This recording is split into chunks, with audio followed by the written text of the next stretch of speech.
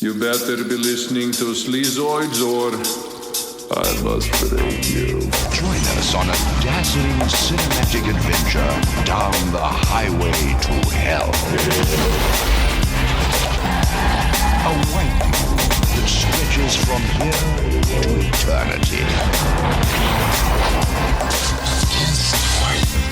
Discover the warm, energetic, inventive, and friendly inhabitants of hell.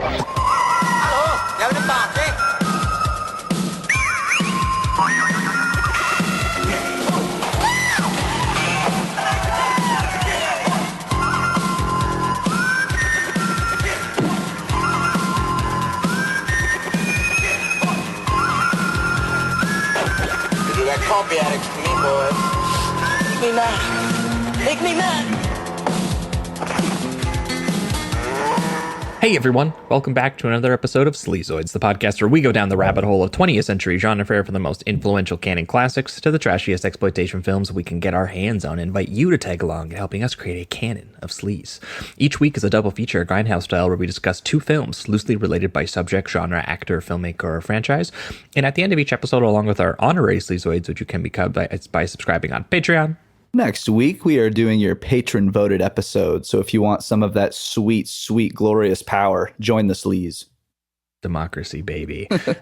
We also decide on all the official ratings and rankings for every film that we cover, and Patreon subscribers also get an honor shout out and 2 bonus episodes every single month, which we have been doing for, oh my god, 8 years now. There's like 210, maybe more than that, bonus episodes at this point, as well as our bonus transmission series where we talk about new release genre films, which by the time you're listening to this, we've definitely already done our January trash bonus transmission for 2026, and I'm sure there's been some more new release stuff coming out that we are excited to get to. I think we're about to hit bonus transmission number 70.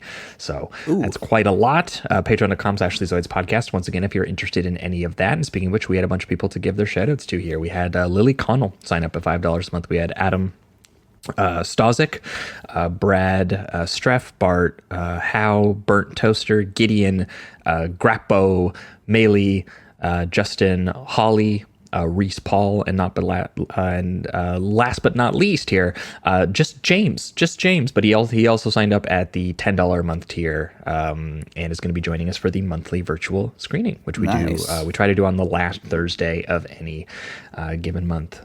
So if you want to come watch a movie live with us, look into that. But thanks so much to all of you folks for signing up. Hope you're enjoying all those bonus episodes, and we appreciate the support. Yeah, thank you very much.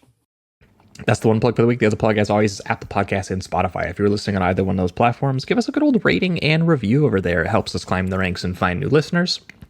And the last plug is merch. If you are interested in a Sleazoids dad cap or our I guess I can't keep saying newly designed, but recently designed, the newest shirt that we had done by our pal Brandon Lim of Black Belt Cinema. He had it drawn up for us, and it has some of our favorite movies that we've covered on the show from the 1980s, as well as a bunch of poster details, including some of our all-time favorite and recurring guests who have featured on the show. So if you're interested in that beautiful shirt and the hat, the link is in the description of this episode, as well as over at sleazoidspodcast.com.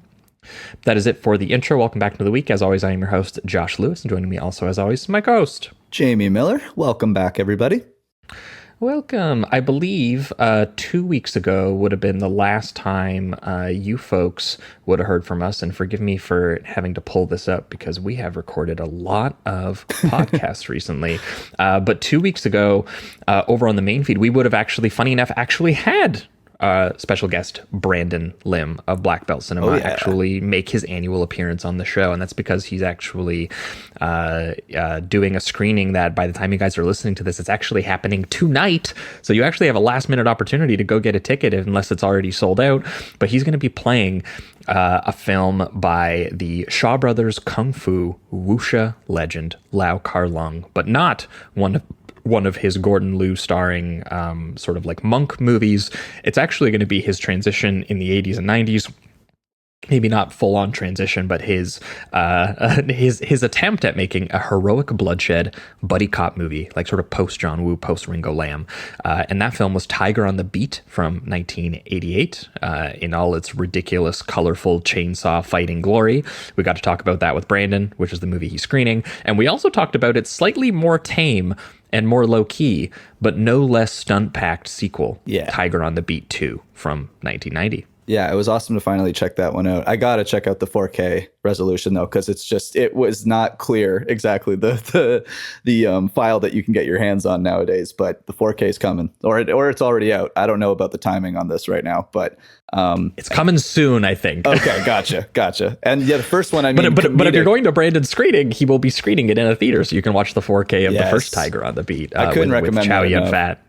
It's going to be so fun, and that first one is just incredible. I mean, chainsaw fight, we've talked about it a couple weeks now, but like it's so it's very funny, but it's oddly mean-spirited at the same time. So, and also the shotgun yo-yo trick that Chow Yun Fat pulls in that is another just like all-timer. So we had a lot of fun breaking down those a kung fu guy trying to get in on the heroic bloodshed trend, and the sort of weird tonal inconsistencies of that. But it was a lot of fun discussing that with Brandon 2 weeks ago. And then last week over on the Patreon, we went in true Sleazoids fashion. We decided to go down the exploitation rabbit hole of vaudeville magician turned regional exploitation director Ron Ormond, who we had previously talked about years ago on the show for his Christian exploitation films, The Burning Hell and If Footmen Tire You, What Will Horses Do, which were just very mean-spirited Baptist church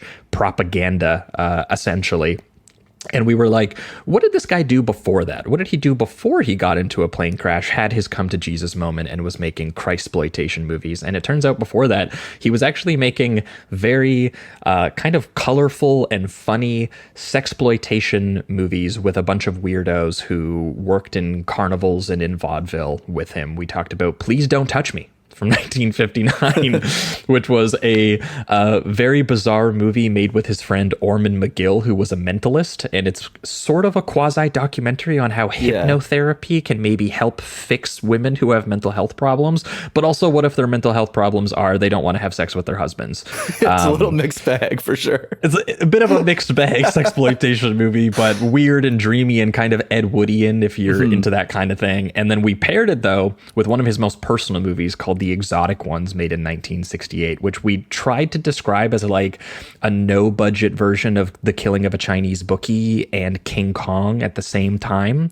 Yeah. The other title was The Monster and the Stripper, which is maybe more accurate to like what the movie is, but it's literally like, what if there was a New Orleans strip joint and all of these vaudeville performances are just playing out in full because Ron Ormond is friend with all these people, whether they're singing or belly dancing or fire dancing, whatever they're doing. And then the owner, played by Ron Ormond himself, goes, what if instead we brought the local swamp creature in as an attraction, and then the swamp creature falls in love with a girl and starts killing people? And in relation to his later films, which we have discussed already, it is, some of the moments are definitely still troubling, but I will say both of these movies are strangely more like uplifting and appreciating of his artist friends and community, which is nice to see. So I enjoyed myself for sure.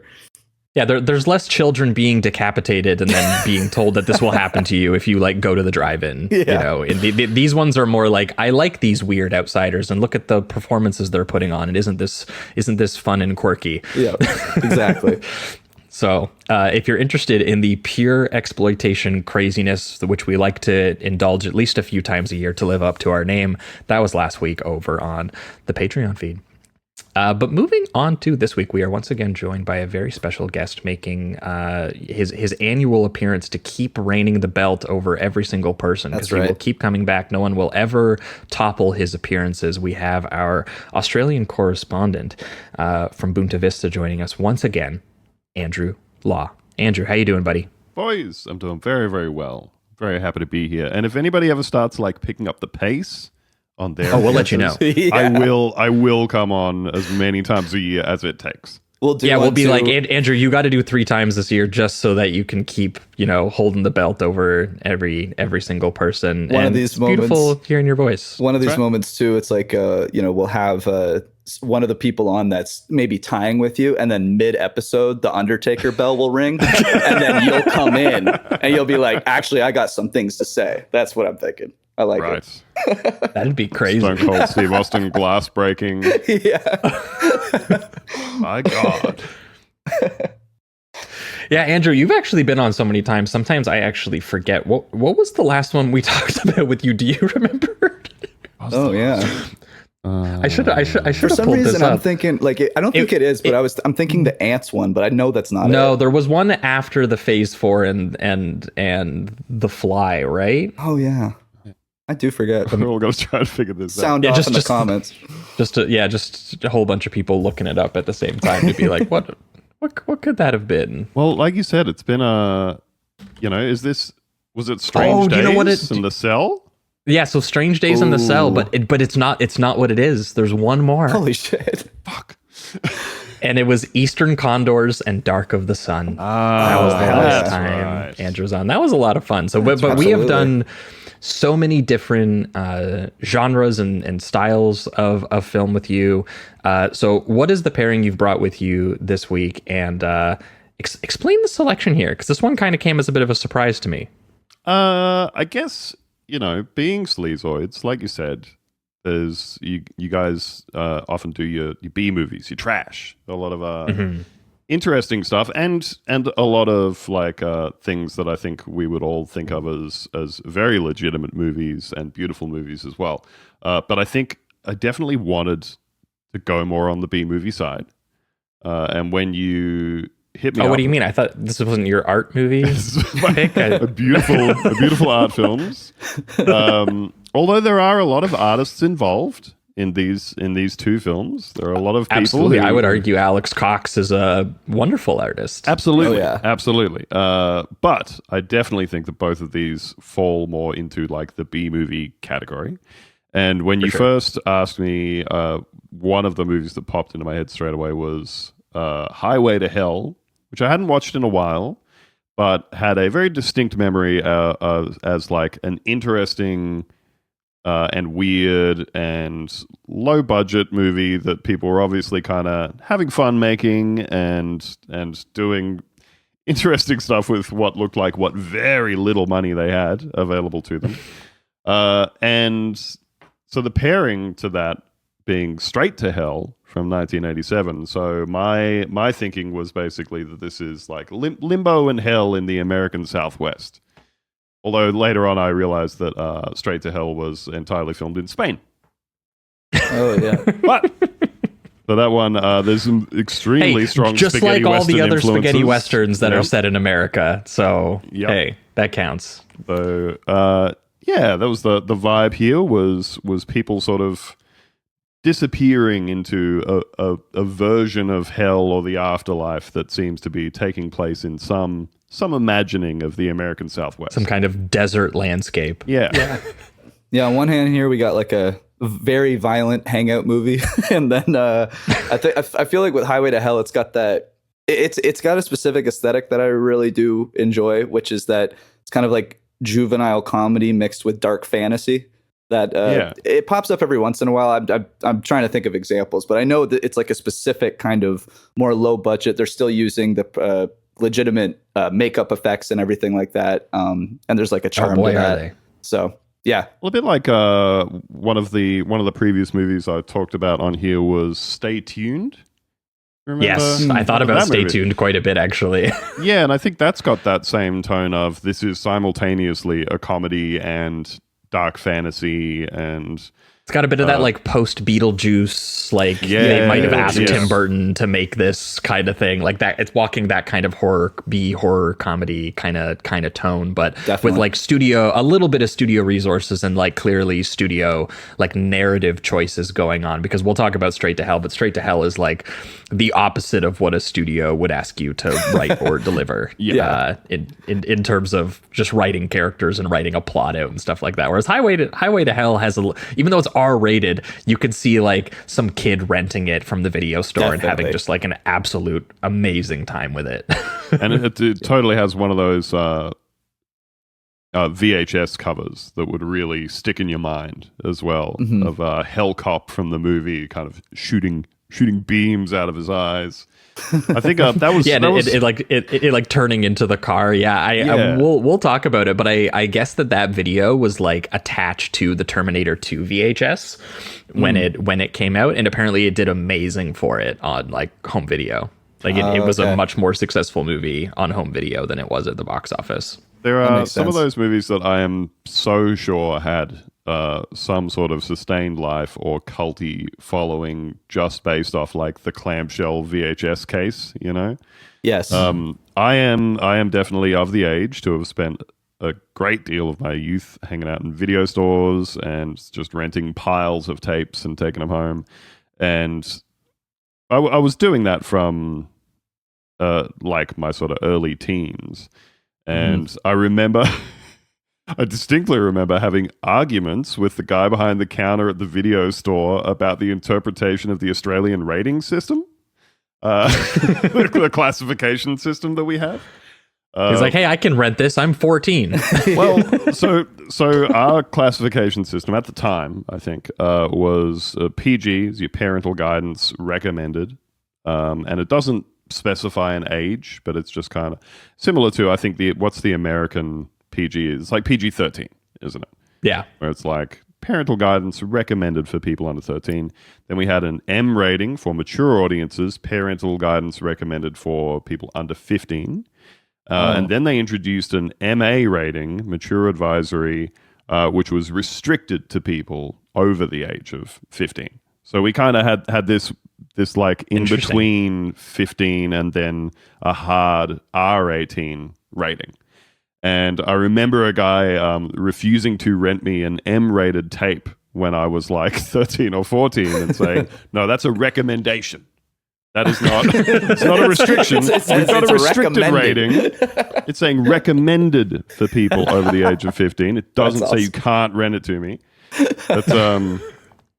But there were just some of those tapes were so like evocative and iconic and really like, I think the number one for me with a bullet is the Peter Jackson's Brain Dead. No way. I was literally going to say that, dude. That's awesome. It just had this like molded zombie face cover on it. Incredible stuff. And one of the rare movies that lived up to the hype.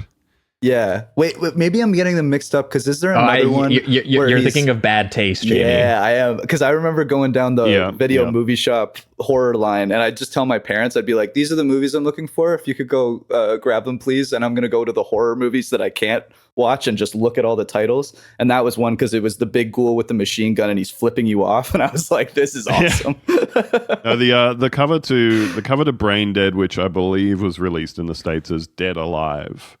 Has a woman's face with hands in the mouth doing a goatsy style opening of the mouth, and there's like a zombie's face inside. But they had this VHS version of the cover where that was all embossed and like standing out as though it was like very 3-dimensional looking cover. Really stuck in the brain. And I never saw the Highway to Hell one, but now I'm looking at the poster for it here, and I'm like, yeah, that would have sold me. Another one. Like, look at this like zombie Terminator ass cop here. I've never seen the movies, but the ones that kind of messed me up as a kid were the ones called The Dentist, because all their titles had like just like sharp needles as teeth in the gums and stuff. Like it just fucked me up when I was younger. Probably still would. Hell yeah. Well, that being said, I think we are going to jump right into it here. We are going to go to hell with Andrew today. But first up, we're going to take the highway to hell. It's the cop from hell! And meet the individuals who have made hell the international hotspot it is today. I am the Prince of Princes. We've heard that story before, haven't we? Highway to Hell, an unforgettable journey from Sovereign Pictures. Now we'll have some fun. All right, we are talking Highway to Hell, the 1992 horror comedy directed by, also action movie, I would kind of argue, or at least like sort of like adventure movie. Definitely. Directed by, and I searched this in advance, no one fucking correct me, Ate De Jong. Nice. Sounded good. Dutch filmmaker. Ate De Jong. So you guys can use De Jong from now on if you would like, but written by Brian Helgeland and starring Chad Lowe and Christy Swanson as Charlie and Rachel, two young lovers who run away from home in order to get married in Las Vegas, and on the road to Las Vegas instead find themselves hunted by a zombie hell cop who kidnaps Rachel to make her one of the brides of Satan, and Charlie has to follow her down to hell to bring her back. And along the way, they run into all kinds of fun little cameos we will talk about, including the entire Ben Stiller family, and also Gilbert Gottfried, which I will not be spoiling just yet. But this is our first time talking about Dutch film critic turned filmmaker Ate De Jong, who made a number of features in the Netherlands before moving to Los Angeles and leveraging his kind of prolific movie career that he had at a fairly young age. He had 6 features under his belt by the time he was like 30 years old. Wow. And he was able to leverage that into actually getting an episode of the Miami Vice TV series. And so he was not in LA very long.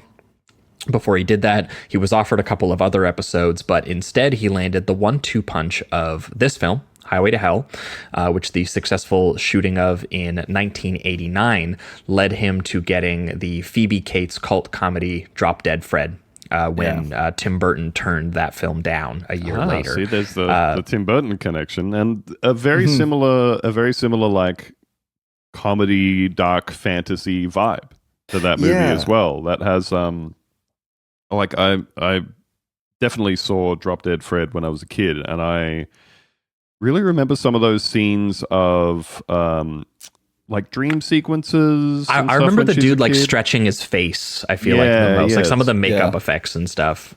But as far as I guess like an imaginary friend goes, you know, he's very unpleasant. He's really very awful, and I just remember some very sort of surreal and odd imagery in that, when there's some things like some dream sequences, and they've built sets with like weird forced perspectives and stuff like that.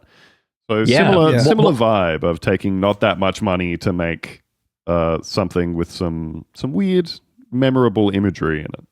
Mm-hmm. For sure. Well, and I think what was interesting was that, that was directed, that came out before Highway to Hell, but it was actually directed after. And it was sort of an interesting thing that happened, which was that I think the studio kind of got cold feet on what they were making with Highway to Hell. And they had some post-production troubles we'll talk about on like deciding what they were going to use from what was shot.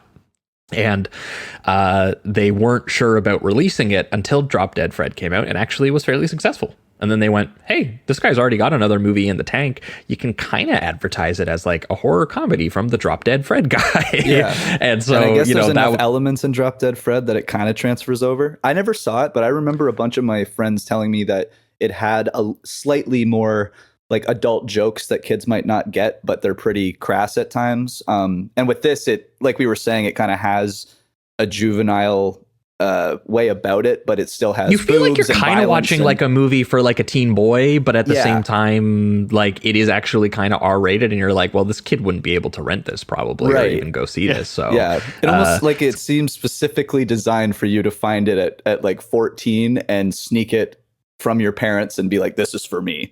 But it's so strange that it still has a tone of that too, mixed with all the violence, boobs, swearing, whatever.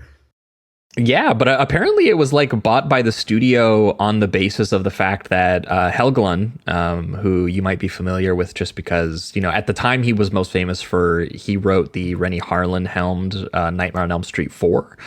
And that led to him to passing along a spec script to Robert Englund called 976 Evil.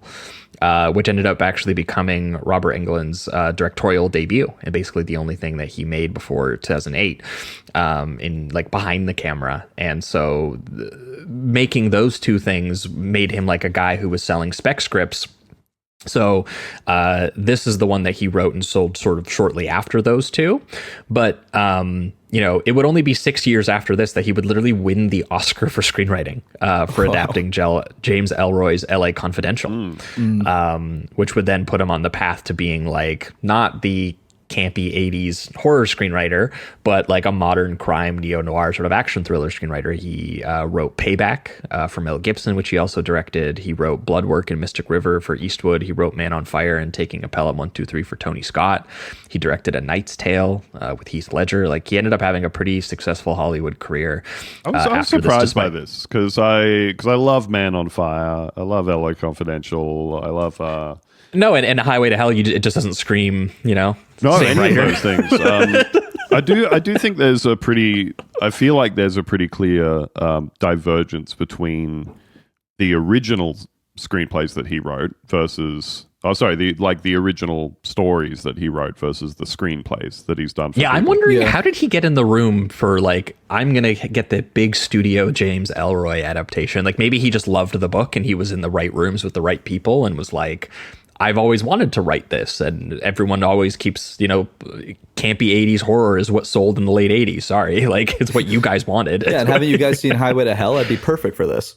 Exactly. That would be my pitch. Well, and if you look at the movies that he wrote and directed, was like A Knight's Tale with Heath Ledger, The Order with Heath Ledger, which is like a supernatural thriller about the Vatican.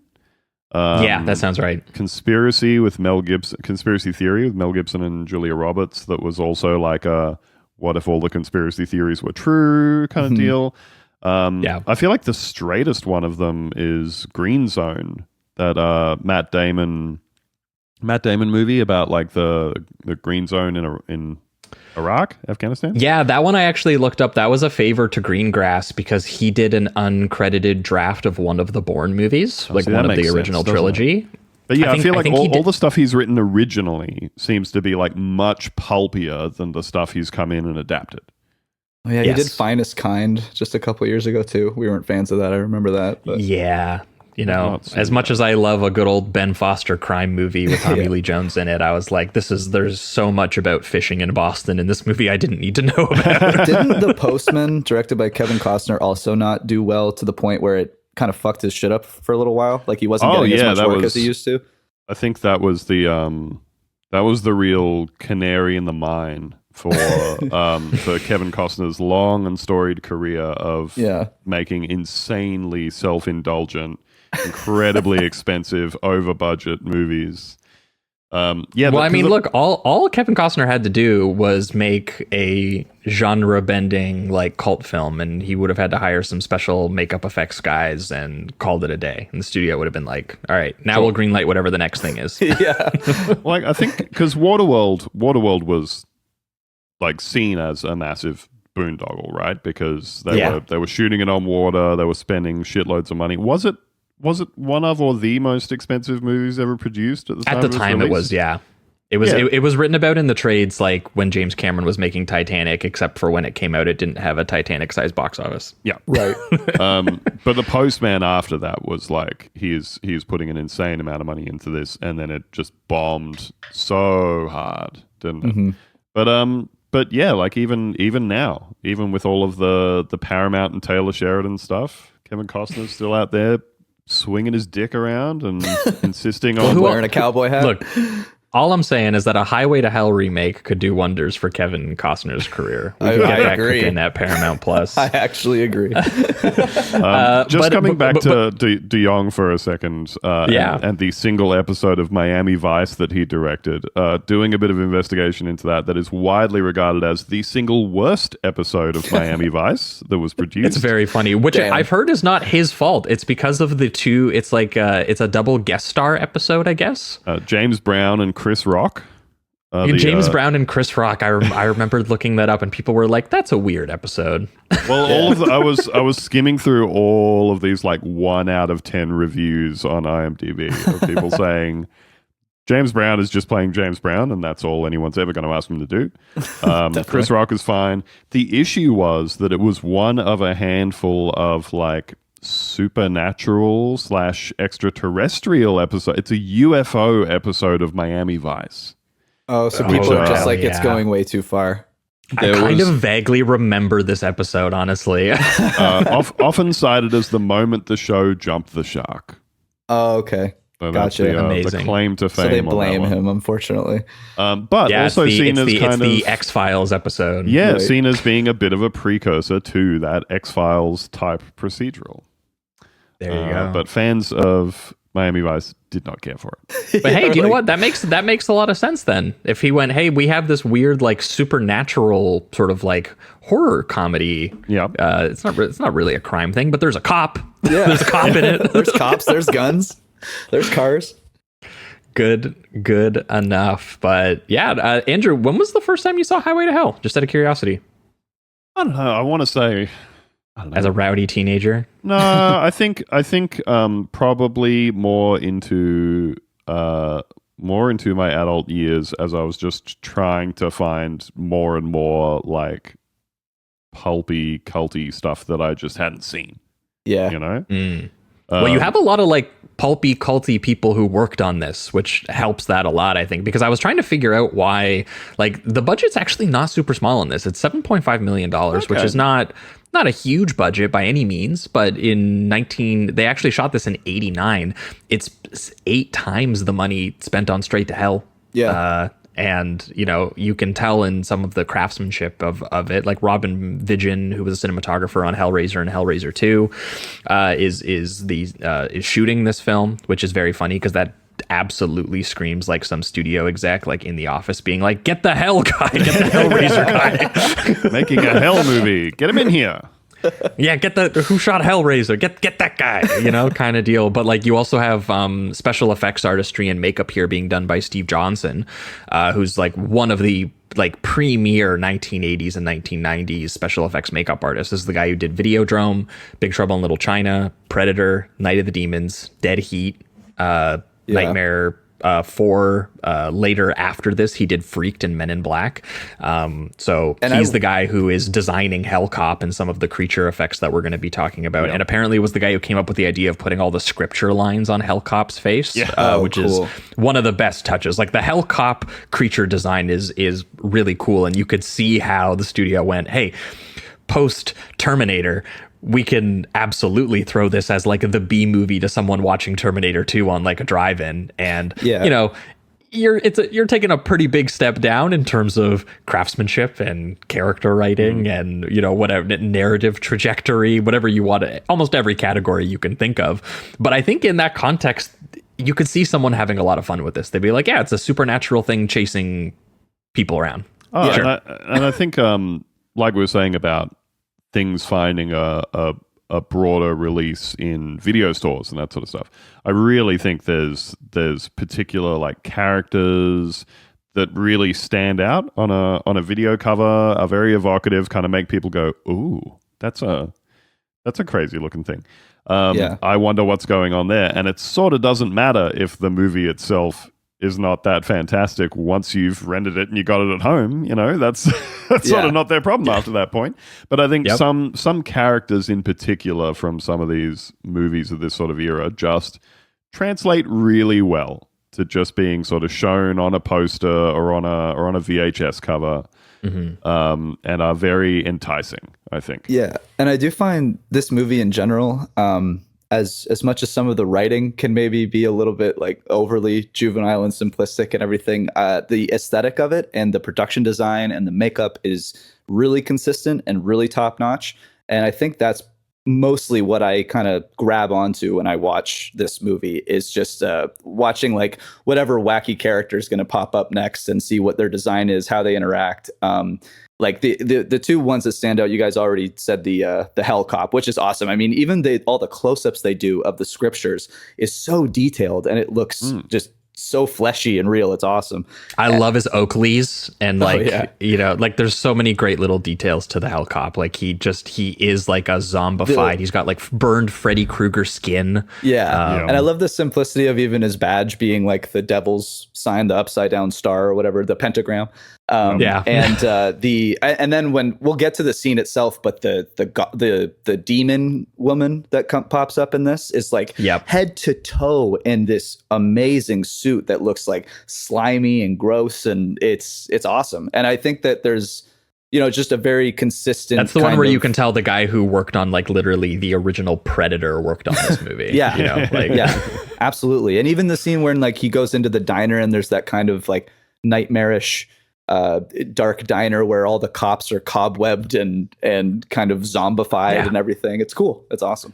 Yeah, there's some fun like imagination to this. I mean, another sort of comparison point I thought about a little bit while watching this, like something like Bill and Ted 2, or something like Defending Your Life, the opposite of Defending Your Life, where you have like that modern fantasy vision of like what this alternate sort of like dimension looks like, but it comes out around the same time, and there was like this overall, like early 90s, late 80s vision of what like the afterlife looked like, and it was almost like this very just like charmingly textured, but at the same time like it needed to be exaggerated. So there is like big matte painting work and big like set work and like some pretty ridiculous choices made in this movie. And I totally agree that like that is, I feel like, what your eyes are drawn to while you're watching this movie, because while you're they're definitely not putting like the two kids on the poster for a reason, right? Because you're watching it and you're like, yeah, these are written to be generic all-American teenage sort of like runaway archetypes,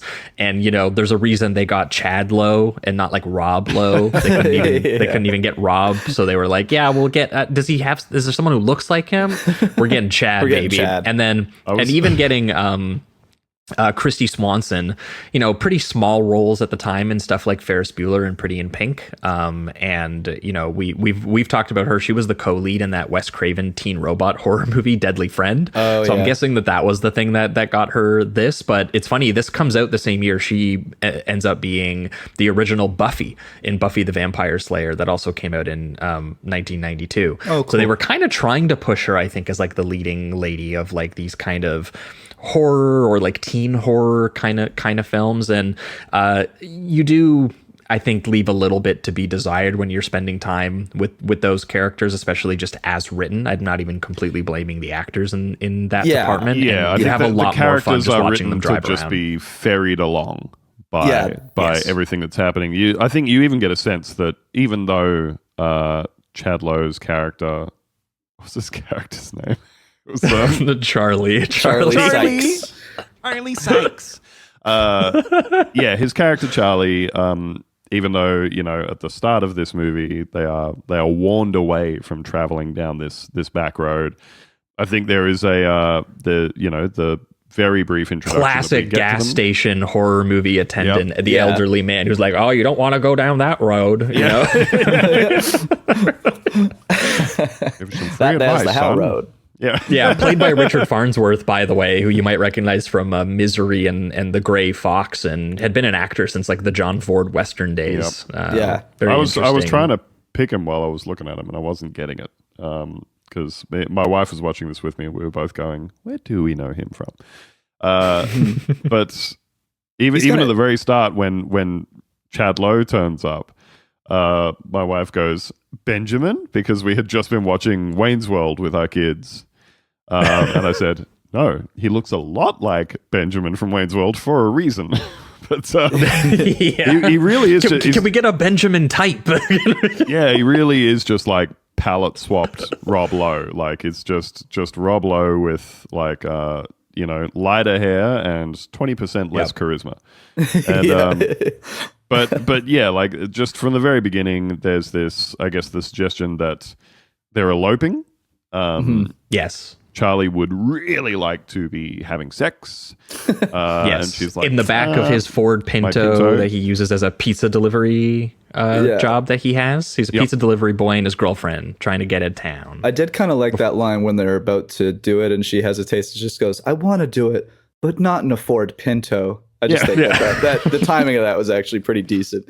Fair, entirely fair, That's not how she's going to lose her virginity, man. Even though we do later find out that if she had lost her virginity, the hell cop would not have kidnapped her because he only kidnaps virgins. Yep. Which is kind of counterintuitive because One thing I was interested to ask your opinions about was that again, there's the suggestion, I suppose, at the start of the movie that they're, I guess, maybe going to give into temptation and have premarital sex, and that they're eloping to go and get married and everything, and they head off down this road that they have been strongly counseled not to go down.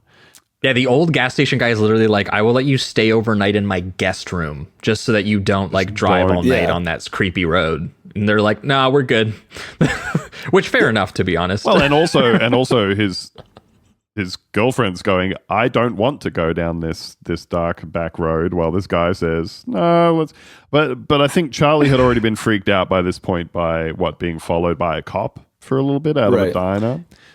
Yeah, there's this sense to me throughout the whole movie of, I was trying to figure out to what extent has Helgeland, when writing this, actually tried to embed a bit of religious parable in it, because there are some moments of kind of talking about what it is that's going to lead you to hell or temptation, or and then when we get to the part that's oh no, if she wasn't a virgin, they would have had no interest, and it's well, that's kind of counter to where we seem to have started from. In this world, it does seem to imply that God wants you to fuck. he's not whether it be marriage or not, you got to do it because the devil's going to get you if you don't. That's kind of the implication here. It gives practicing safe sex a very different meaning. Yeah. It is interesting that way. I found that to be kind of I think that's what you kind of said. It was countering what the film leads into when it comes to the story and the motivations of the devil and everything. You'd think that the devil would be looking for the most evil or whatever, but I suppose it's. I'm not going to pretend that I understood much of what the devil does in this movie. To be honest with you, I think in terms of even when they get to him, and I'm like, oh, so I guess he's also that guy, and he's also letting them go, but he's not letting them go, and he's going to it just seems to for be it, and he loves playing games the whole time. He doesn't really seem to care about anything, which is kind of funny. He's incredibly nonchalant. And that's what I mean about that. He wants to look for someone that is if he can make someone that's pure a sinner, then that would be fun for him, I guess, is the implication. Right. But yeah, I guess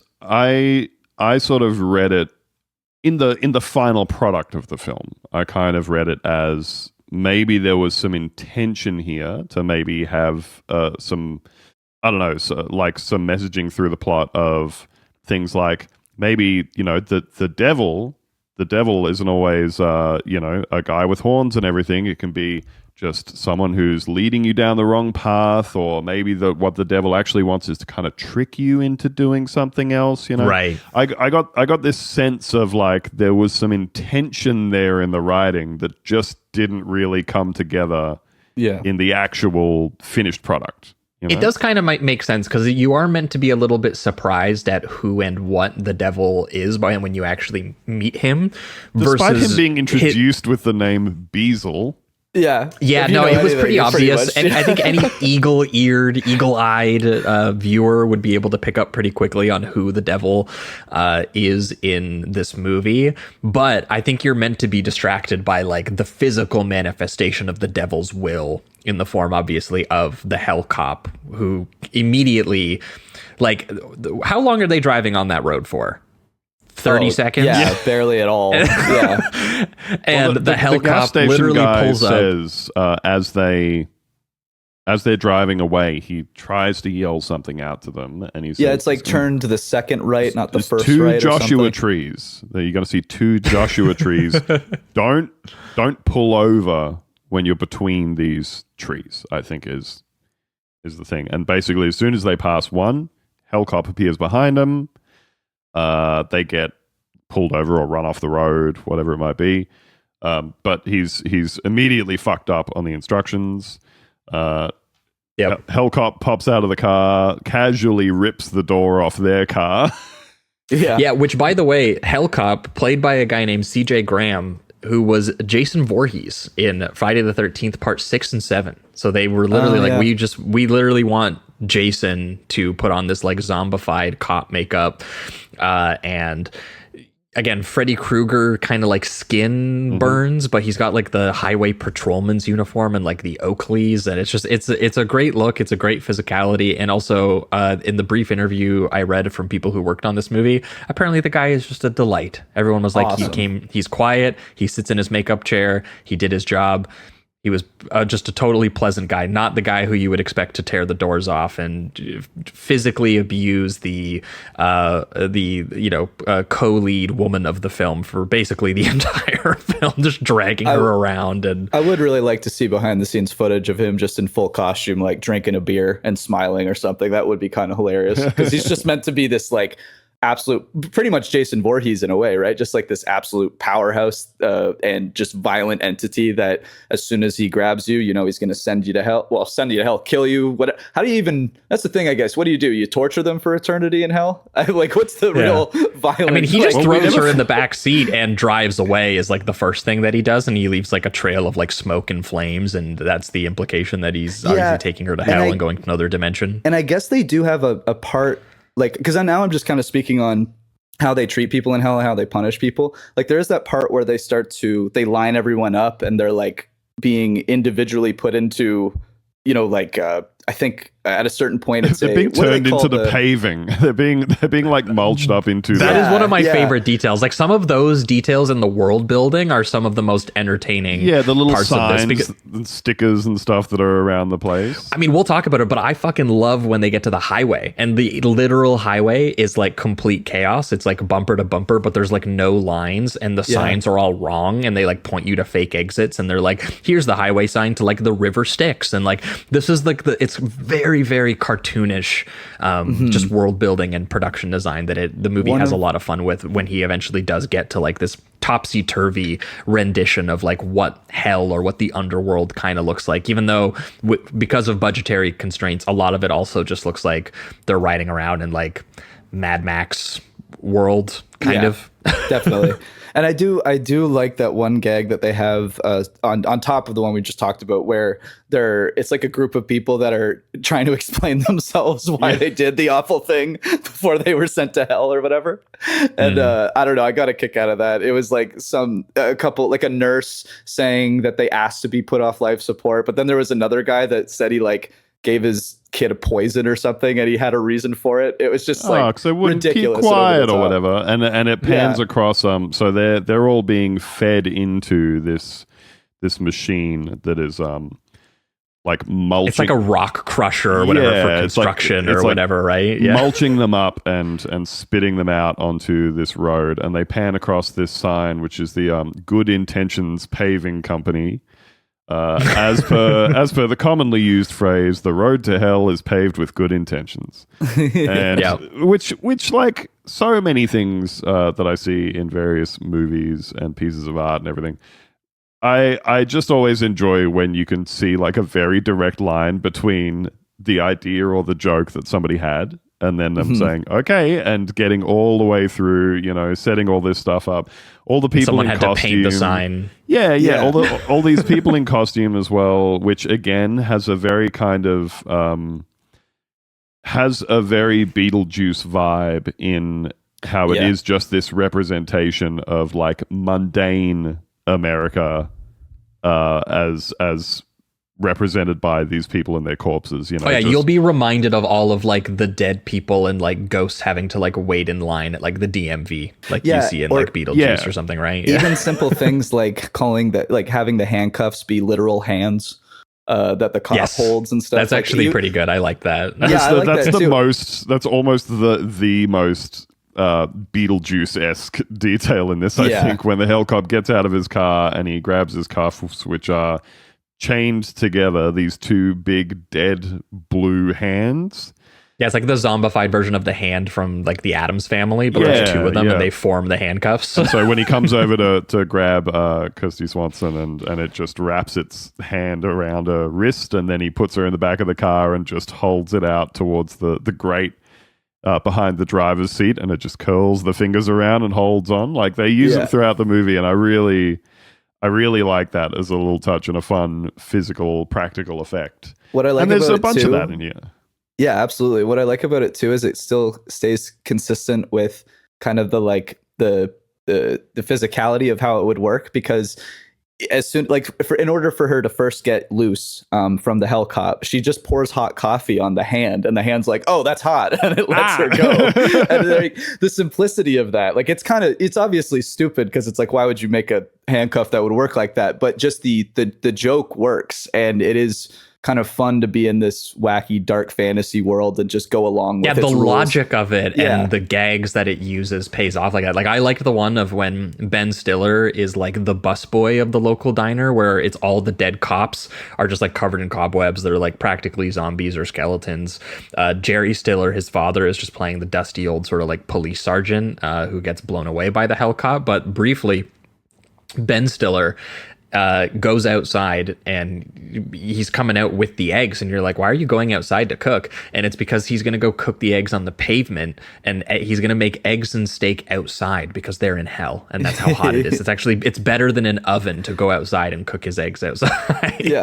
Which again I like is both a fun novel representation of hell and also I think it feels like there's a lot of them that are sort of jokes where they've made explicit something that is often sort of said in a common turn of phrase. Like, it's hot as hell out here. It's hot enough to cook eggs on the sidewalk. Like, the road to hell is paved with good intentions. A lot of that stuff where they've just gone, okay, what if we made an actual physical version of that thing, which is good fun. And I was going to say, I think when Hell Cop first appears and snatches Swanson and drives away, Charlie, quote unquote hero, he drives back to the roadside place, to the gas station, to say, why didn't you tell me that thing was out there? And the old guy then basically lays out all the lore for him and says, yeah, that's a spot. I also where lost a fiance to the hell cop, and here's a sawed-off shotgun, and here's my car, and put some antifreeze in there. here's a photo of the fiance I lost, just for your future reference. Just in case you see her in there with a long-haired rebel biker gang. Yeah, he gives him a shotgun which has been kind of bedazzled with seashells by his lost fiance. And then he gives him a bunch of these shells that have like runes and stuff inscribed on the outside of them, which to me has like a very sort of a very lo-fi, very early version of the sort of stuff you'd find in like the Constantine adaptation. Yeah, right. Like totally. the big crucifix shotgun kind of thing. I bet if they could have had that prop, they would have very happily had that prop. Yeah, it's cool to see those kind of things evolve. It like that always reminds me too of and I don't know when the lore was created, but the how you kill the Wolfman, for instance, it has to be the silver bullet. Yeah. These kind of like specialized weapons is kind of cool.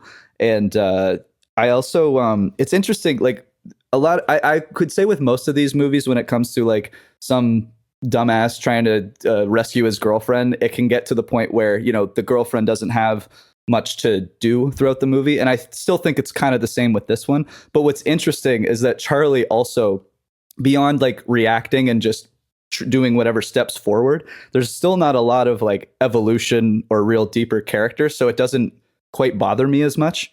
I think as other films do. He sort of has very little agency in that sense of he's moving from scene to scene, just following Hell Cop, and then he catches up with him and goes, "Give me back my girl, Hell Cop," and Hell Cop just sort of hits him or shoots him and leaves the like, scene. nah. Like there's no. Yeah, they get into a brief like side by side like bumper cars like Road Warrior kind of chase where they're crashing into each other and the sparks are hitting and there's fire coming out of his muffler, and Rachel does help by like smacking his face and everything, which is kind of interesting. It's something, I guess.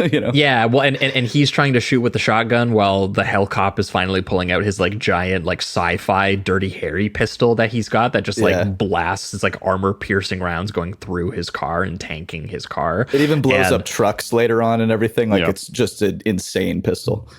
Yeah, they kind of run out of stuff for him to do at a certain point because they're like, oh, we've already kind of got to the confrontation. So blowing up his car and then him having to go and get it repaired and catch the hell cop again is like 30 minutes of the movie. Right. Yeah, it's just him sort of encountering setbacks repeatedly. Yeah. But it does also just sort of feel like the whole structure of the movie as I guess a road movie kind of thing, in the sense that it's kind of a road movie, yeah. He's trying to get to a destination, you know. The main thing that we have been told is the Hell Cop is taking her to Hell City, yes, which is represented in a very cool matte painting at some point. And when that happens, you know, the devil's gonna marry her or whatever, and then it's all over. So he has to figure something out before they get there, and that's just the whole drive of the movie, is preventing this from happening in Hell City. Yeah. And then outside of that, everything is just Charlie following Hell Cop and moving towards Hell City, which and kind of taking in this world. Yeah, exactly. Just moving through different locations and encountering different characters. And I mean, I love the brief stop at Hoffa's, the Jimmy Hoffa themed casino nightclub that he briefly stops at, because that's when he gets the car working again, because he does meet a local mechanic named Beazle, who, yes, it does turn out is Satan, played by Patrick Bergen. And on the side of his thing too, it says like anarchy, annihilation, like all these things that are very obviously not helpful. Yeah, do not trust this guy. But and also the fact that he like smirks and smiles and is like, I'm just gonna fix your car for free. He's the nicest guy. Like, yeah, you're like, oh, I wonder if this guy's the temptation guy. Yeah, and by giving him his car back and also briefly, you know, letting him ride along with the sort of kid apprentice he has named Adam, briefly as sort of like the child sidekick navigator for him. That's the stretch of the movie where he like drives by the construction sites where he sees the new souls being mulched into the pavement, and when he goes to this casino, Jimmy Hoffa themed casino nightclub, where we see some wonderful characters who are appearing in hell. We have Hitler playing poker with Cleopatra and Genghis Khan, played by Ben Stiller. And Gilbert Gottfried is doing his screaming Iago voice from Aladdin as Hitler. And there is so much of this. I thought it was going to be like a 1 second like throwaway. Oh, the Hitler is here, and they keep going back to Hitler playing poker with Cleopatra and Genghis Khan. And his main bit seems to be insisting that there has been a mistake and he is not Hitler. Yes, as he is there in the full uniform, screaming in a German accent. Full accent. With the diner scene earlier as well, I liked. So I believe it's Ben Stiller's mum behind the counter, working in the diner. It's and then Jerry Stiller as the sergeant, like you said, and he's sort of begging for coffee, but the woman behind the counter is so busy just kind of gabbing that she never actually pours any out for him. And I feel like they don't make it super explicit, but the implication to me is that, you know, like you said, Jamie, all of these cops here are kind of blue and shriveled and covered in cobwebs and everything. And Jerry still is standing there with his cup out going, please, just some coffee. And I love this suggestion that hell for these cops is having to wait forever for service at a diner. Like, the worst thing that could happen to these cops is just having to wait forever, never getting their coffee. And it's not coming. And the thing that leads to Jerry Stiller's character being vaporized by Hellcop is Hellcop getting distracted and Jerry Stiller's character picking up the saucer under his coffee cup and stealing just the dregs of coffee on this saucer and being ecstatic that I got his mud. And Hellcop sees this, shoots him with his absolute cannon of a sidearm, and vaporizes him. I guess we don't really know where you go after getting shot with this thing while you're already dead and in hell. It can't be good. Yeah, surely. That's a double hell. Like, it just layers, I guess. I don't know. That's you go to the next circle. Yeah. It's just more torture. Now you don't get donuts, coffee and donuts, and it just keeps going down the list. But I liked also yeah. the gag of Jerry Lewis, like beside Hitler and Genghis Khan and everybody, they have a it's the table for reserved. It's like Jerry Lewis and I didn't and Idi Gaddafi Amin, have a spot Gaddafi. next to each other. It's insane that it's Jerry Lewis and then Gaddafi. You're Yeah. like, Yeah. wow. Good bit. I mean, those two guys would play great poker together, I'm sure. Again, though, another good example of all throughout this movie, there are just these little moments where the camera kind of pans past. In this case, it's just the Takes in the visual world gag. a little bit. Yeah, it's just a visual gag of just like four place cards sitting on a table. Yeah, this is the stuff that De Jong tried to put into Miami Vice that they were like, don't do this. Yeah. Don't say Stop. Don't And say I think Jerry after Lewis he is goes going to to hell. the after the casino, that's where he meets the demon lady that is disguised as Rachel. Yeah, or well, whatever. because he seeks out Rachel through this like strange desert, sort of like labyrinth purgatory. He ends up finding her tied to a bed and begging to not only be freed, but also to sort of like make love to him or her, like basically right there in the room, and that's going to be their escape. And he knows that that's behavior that's obviously not like her because, you know, she was very against that in the back of the Ford Pinto. And so he's very confused about this and obviously finds out that that's because she is a demon. And I loved the reveal of the demon for us before the character in the mirror behind him. It's The Shining. Just a great little, Yeah. It's a great moment, and then followed by the transformation into the full-on slimy practical demon suit, who I looked this Yeah. up, by the way, played by the actor who played the sloth victim in Seven. Oh my So this guy God. kind of carved out like a role for himself as like the Holy skinny hell. guy who could fit into like a gross costume. That's awesome. Holy shit. And And like it is carrying a on carrying on the fine tradition that has continued in some recent movies like Barbarian and yes. what are some of the other ones we've seen recently where it's like, you know what, to make this creature really gross is some saggy old titties. Put some, put some nasty saggy titties on They this gotta creature. hang low. Yep. Well, I mean, dude, the bit where like the tail is also like between his legs, and he starts like cutting it open, and it leaks like this like vomit colored yeah. like acid blood or whatever. There's some really Very like, cool effects. Yeah. This is the most R-rated sequence like of the film. Yeah, and I think it also is the sequence with probably like just the most happening all at once when it comes to the variety of effects that they're doing. Because before the demon is revealed, or it could be reversed, but either way, they also have the hell cop come in and like crash through the wall and then like spin him around the room by his feet. It's very cartoonish, honestly. And then he's cutting tails off. And it's where he defeats him and realizes that that's not good enough. You have to break his glasses, bro. That's right. If his Oakleys live, the cop lives. Which I thought was He just didn't a check funny his detail. glowing red spot on his. I also found it funny to have the demon keep saying like, "Come to mama." let's make these sheets sing. Like all this. Oh yeah, just she's got a hilarious like stuff.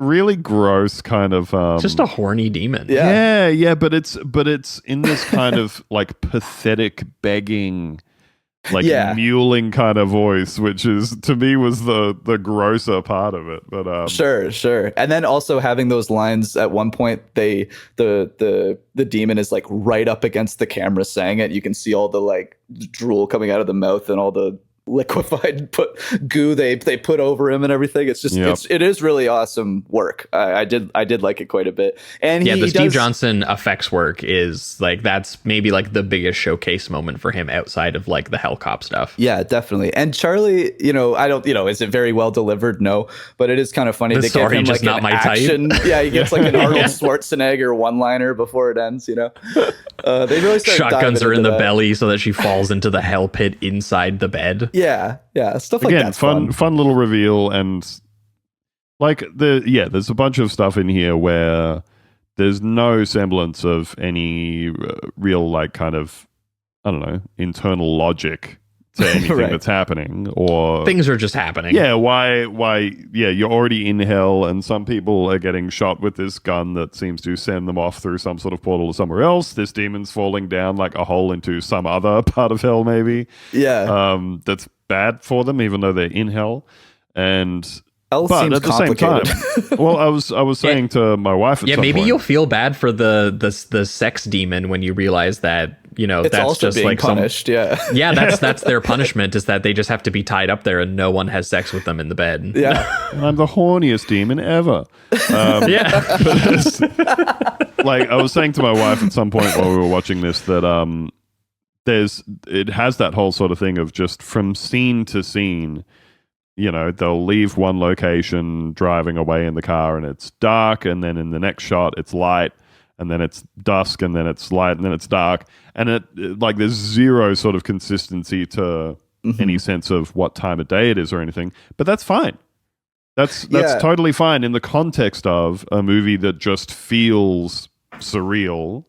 Like it has that whole sensation of I'm trying to think of a good comparison. For some reason my brain keeps saying, "Oh brother, where art thou?" Although obviously very different kinds of movies, but just that sort of movie where your main character is just sort of moving along just through these different scenes of, here's a different location and a bunch of different characters and they're all doing something fucking weird, and I'm just here seeing it and reacting to it and moving on or moving through and then on to the next place. one. Yeah, and it feels like purposely at times anyway. Sometimes it doesn't, sometimes it does. That's the thing, where it feels like disorienting, maybe on purposely. Like hell would be such a horrifying, confusing place that all these things maybe shouldn't make sense, but the movie doesn't quite, I don't know, say that in any intelligent way or any way I feel is completely purposeful. It's kind of like a coincidence that works, Well, and like Nightmare on Elm Street 4, one of the things I've always enjoyed about the various Nightmare movies is that any time that it's, any kind of dream sequence sort of thing, they always have this sense of something's not quite right, it's not quite real, but also they all have that dream logic of a character kind of is standing. Yeah, Freddy will turn you into a cockroach and stomp on you. Well, even just like, those moments where people sort of, they're out the front of their house and it's daytime, and then they walk out of the edge of the frame, and then the next shot they're walking towards a house and it's nighttime. And it just has this dream logic of you move from space to space and things don't really have to stay consistent or coherent or anything. And I think in a movie like this, how deliberate it is, very debatable. But I think it's something that you can lean on when you are maybe making something that's either like lower budget or doesn't have the most coherent story in the world, that you can just kind of shoot stuff in whatever order you like with whatever light you have available, and then just cobble it all together. And because we have this weird sense of Charlie is in this very unreal place where he can't really trust anything that he's looking at, that it's not something that kind of throws me off in any way as I'm watching. For sure. No, I do think that that's like kind of the key to watching this movie. Like if you view it through, especially the trends of the time, if you're going, look, these are producers who just saw the success of something like Beetlejuice with Tim Burton. They're buying a spec script from the guy who wrote Nightmare 4.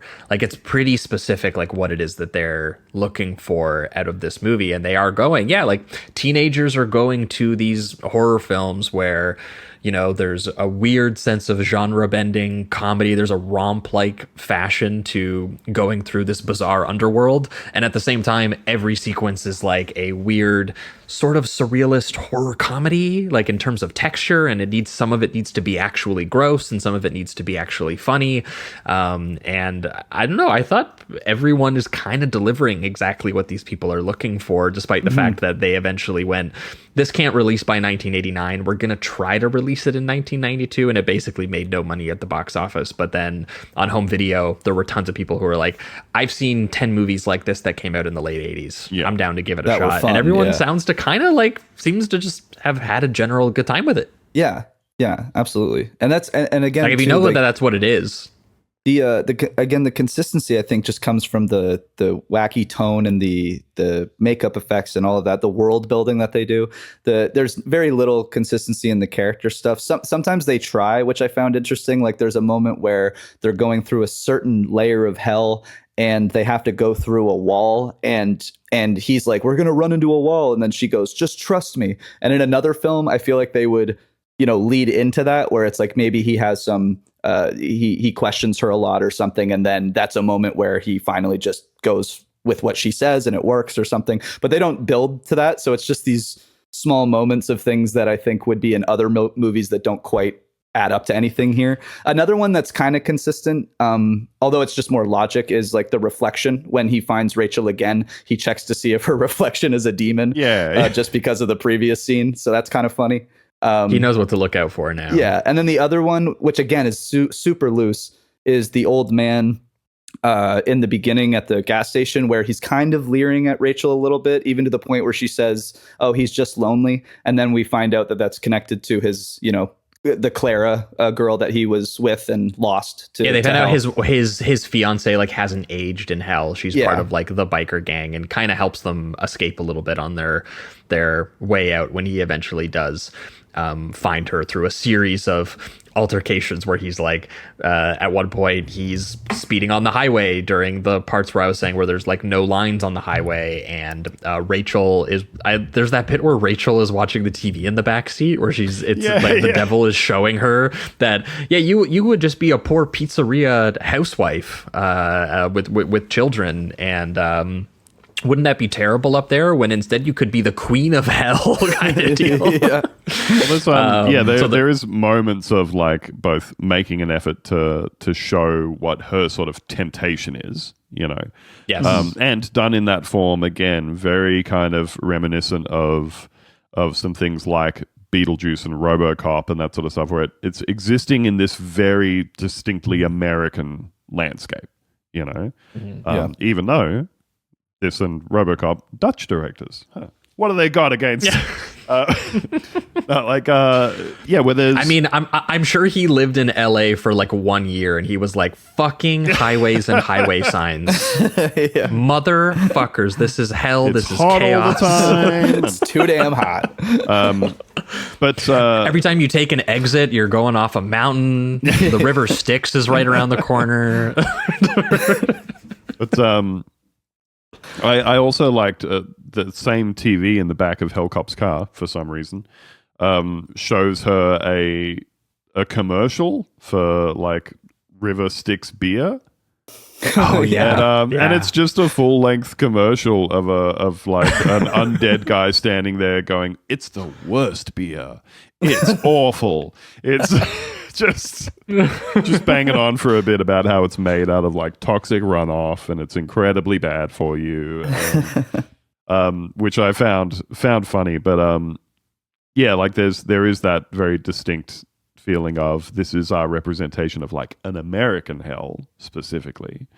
Yeah, and it makes sense too for where it eventually builds to, because Rachel is being kept prisoner in this like sort of subterranean bedroom, essentially, where Satan, who Patrick Bergin reveals himself finally. It's meant to be a twist for the character. I feel like most people probably know that, and Satan weirdly Charlie's for the some one reason person who's not keeping up with this. Figuring it out, yeah, Charlie's a little slow. The devil turns up. He's like, "Who is this guy? What? Where's Beazle? Is he back there?" Yeah. And when he figures out, he's like, "Hey, you helped me get here. This was all staged." He's kind of putting it all together. And Satan, for whatever reason, is kind of, I guess, sort of like impressed by their young love for each other, or at least Charlie's like effort in trying to get her back. And, he's a little bit like, the entire world is, as he puts it, slaves to fear and vanity. And here's two people who actually have a connection. So I'm going to let them attempt their escape, which it is sort of implied in his smirk that he doesn't think they're going to get away and, all this kind of stuff. Yeah. But I found it extremely American that the end result of like what the actual contest is like a classic like James Dean like movie like drag race like competition ends up being like what he has to get involved with the Hell Cop. Yeah. And obviously doing a lot of throwing in the gunfights and throwing in the damsel and throwing in the greaser biker guy into it. And I was like, this is such a like distinctly American vision of what the escape path from hell might be. Mm-hmm. Yeah, absolutely. I even in like the the same stuff way- oh, before sorry. too. The when the cop has to get his car repaired, and I think it's right before the race actually, and they have a bunch of mechanics that are working on it, and then he just starts tossing He them has like around. munchkin mechanics. Yeah, and then he starts tossing them around, and it's such a simple effect, but I love it, where one guy is working on the hood and he just closes it, so they have these big puffy legs coming out of the hood. Like very Slams it similar to like closed, yeah. Wizard of Oz when the legs are popping out of the house or something like that. But it is Exactly, very yeah. funny. I liked that gag a lot.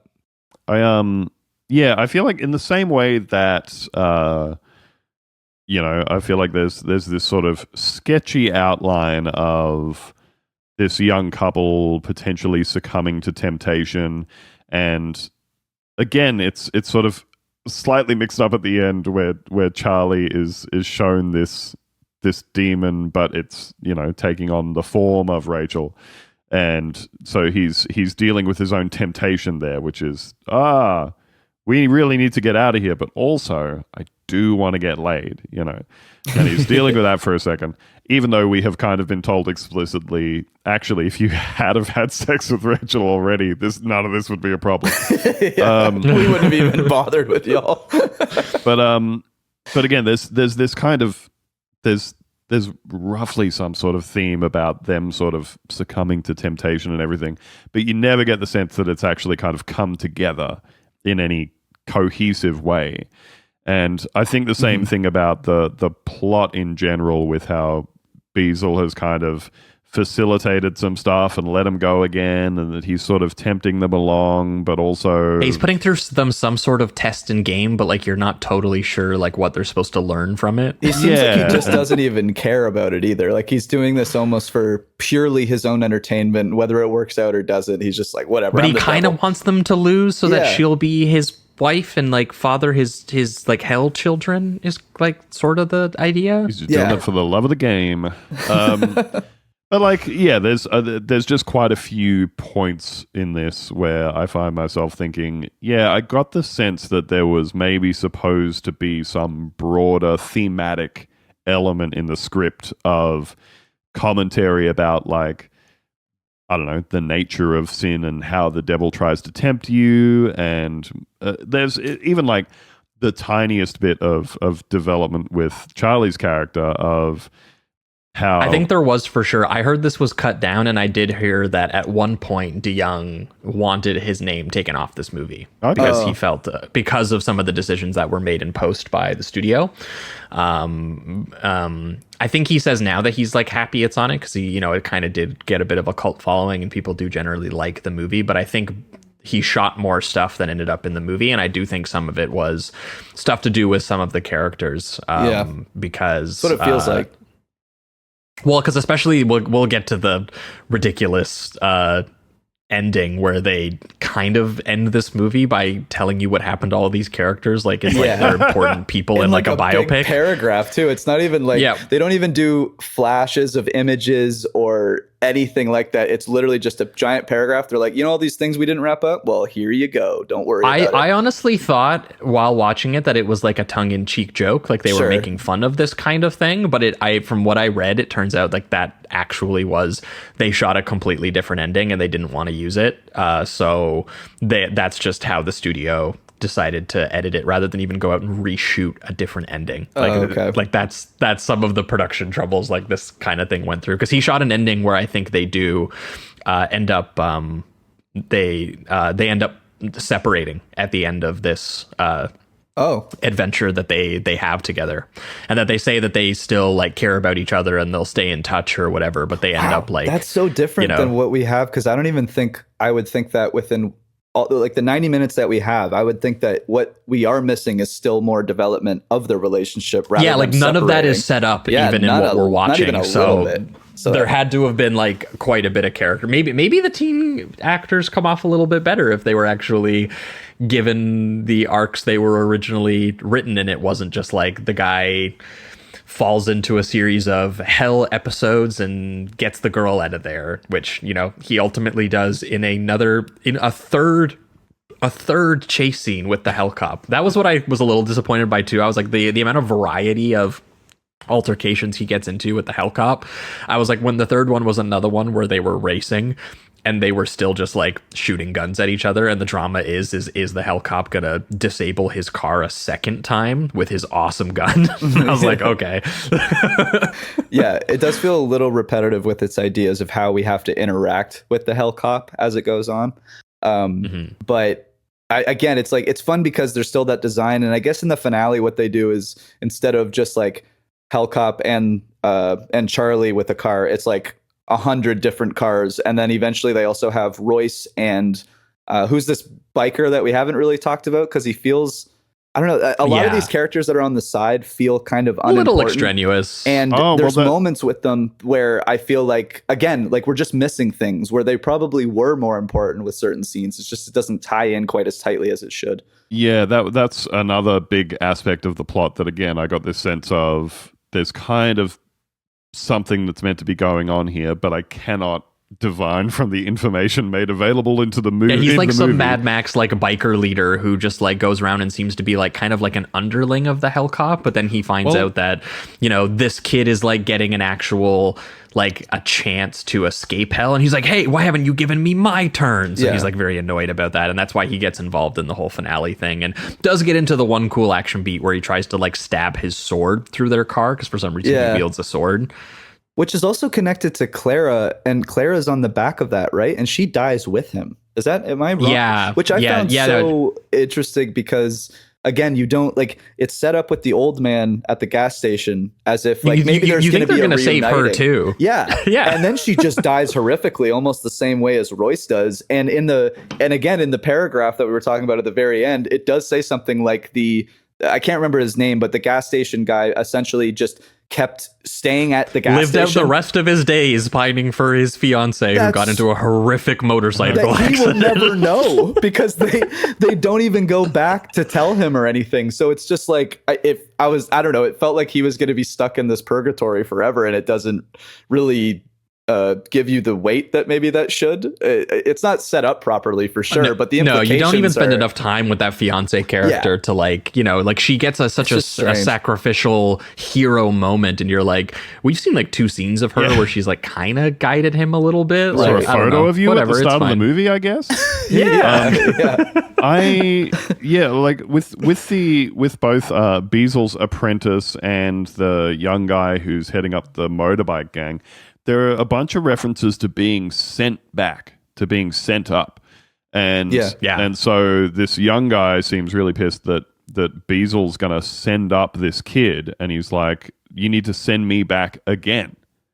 And I had this sense of, through some of the dialogue, that maybe there was something meant to be going on around the idea that like the devil is trying to like produce the Antichrist or craft an apprentice who can go back to Earth and wreak terrible carnage, whatever it might be. Right. But there was just enough cut out of the movie or cut out of the plot or dialogue or something, I guess, that, again, I was like, it's like you guys are talking about something that I just don't, I'm missing like 50% of the context. Yeah, you know? I feel like I'm eavesdropping on things. Yeah. Like, they're going, oh, go back where? Oh. Yeah, totally. Yeah, they were like, anyway, back to the kid finding like the secret portal nitrous or whatever, or it's the girlfriend who finds it. Girlfriend finds it. Car. There is one reference at the very start of the movie as old man at gas station is sending him away, and he goes, oh, I forgot to tell you, there's something special in the car. And it turns out that that's not like some sort of cool, blessed sword of heaven to cleave it's like some the devil into with. Dimension jumping nitrous that sends them driving so fast they briefly look like handsome Squidward, like in their face. With, like, they're both getting full like leaf blowered, and their skin's getting flattened out and everything. Again, just some fun little bits and pieces of effects, you know. Yeah, they get back to reality and they're super stoked. But of course, in classic 80s slasher movie fashion, that hell cop obviously follows them over, and I loved the real cop arresting them and going, it's and you just have Charlie going, it's the cop from hell. I also you love need the to thought address that- him. I also love the thought because that cop was in the beginning when he escapes into hell or whatever, and I just find the thought to be funny that he's been sitting there like that whole time or going every single night, being like, "What the hell did I watch? What happened? How did I lose that guy?" Because he's sitting in the exact same spot he was at the beginning of the film, and you'd like to think I don't know how time works in hell, but it seemed like some time passed. But yeah, it's Well, except for the unimportant, fiance hasn't aged at all in hell. Oh, true. Maybe it's like that. Like those space rules. Like when you go out, for a few years, you come back and the time has passed more or whatever it is. Those are It's good for the hell cop because he doesn't look like he's aging too well, so he needs that. He needs all he can get out of that. He's wearing some sunscreen. It's true. Well, I mean, they do end up very overexposing him by shooting off his Oakleys and letting his glowing eyes like turn into lasers and literally exploding him into chunks on the spot, which is a great little conclusion for him, even if that final set piece isn't, there could have been a little bit more. I thought he was going to go like more Jason mode and get like out of the car a little bit more than he does, but it's really just in that final, sequence on the side of the highway of sort of the reality highway. Yeah. He spends the vast majority of his time on camera just kind of grabbing Rachel by the wrist and walking her out of frame. Yeah. That's most of what Hellcop does. And pointing his gun out of like his passenger side window or whatever. It's just good at being intimidating. He does his job well in that sense. Yeah. But it's all fine. As soon as they kill the Hellcop, everyone has a great life after that, as the text tells us. I do love that Rachel and Charlie's is that they got married and opened up a spicy pizzeria that also is a hell-themed video game arcade. Gotta think of something, I guess. Good stuff. There you go. Yeah, they definitely did not learn anything about their relationship. It was a brief, weird detour that by not having sex, they almost got stuck in hell. Yep. So they went and had sex right away. And I will say, they do mention... We haven't mentioned the little guy, but there is a dog in this. I do wish that he had a little more to do just as a dog character. They're fun. I love dogs. And they do say at the end of this that he becomes a successful dog actor or something like that. So yeah, for like dog food commercials or something. So congrats to Ben. He didn't do too much, but he's a success. We're all very happy for him. Good boy. Yeah, but yeah, you definitely get to that, and you're like, yeah, this was just a giant shrug of we didn't shoot an ending, so write some text to say what happened to all these characters after Hellcop exploded, which is very funny because you probably could just have like roll credits over the shot of them like walking away with the Hellcop's exploded chunks in the background. Totally. And it would have been like, hey, the couple escaped, but like that wasn't ever the ending when they wrote or shot it, so they couldn't do that. Yeah, it's almost like De Jong had a little bit more, like he thought that maybe because of all his ideas he knew he had and couldn't put on, that maybe what he did put in, the audience would think there should be more. So he's like, I guess this paragraph is needed or something like that. I don't know. No. That was not him at all. That was all studio. Oh, yeah, okay. It's just interesting that it seems to be the ideas that he might have had that he didn't get to flesh out. Besides, obviously, the dog being a successful actor. I don't think he was going to dive into that. But I think they just wrote stuff that was like, well, of what we preserved of the script, does all of this make like a little bit of sense? Yeah. If we were to have gone back and reshot this, yeah, probably. Yeah. Fair enough. Yeah. Go. It does kind of like it gives you what you want out of something like this. I think for the most part, it's just that you do wish you could bite your teeth into a little bit more characterization and something that would kind of connect with all the wackiness that you're seeing, because it's all fun. It's just it feels like you're just kind of on a ride and there's no real evolution of character or anything like that. It's just like, it's a good lesson for screenwriters out there. If you're ever like banging your head at your desk over writing an ending, just write and then they lived happily ever after. Yeah. Except for Sam, man. Sam, the gas station guy, he's never gonna know about Clara. His fiance just like died in hell trying to save another guy. Yeah, that's a bummer.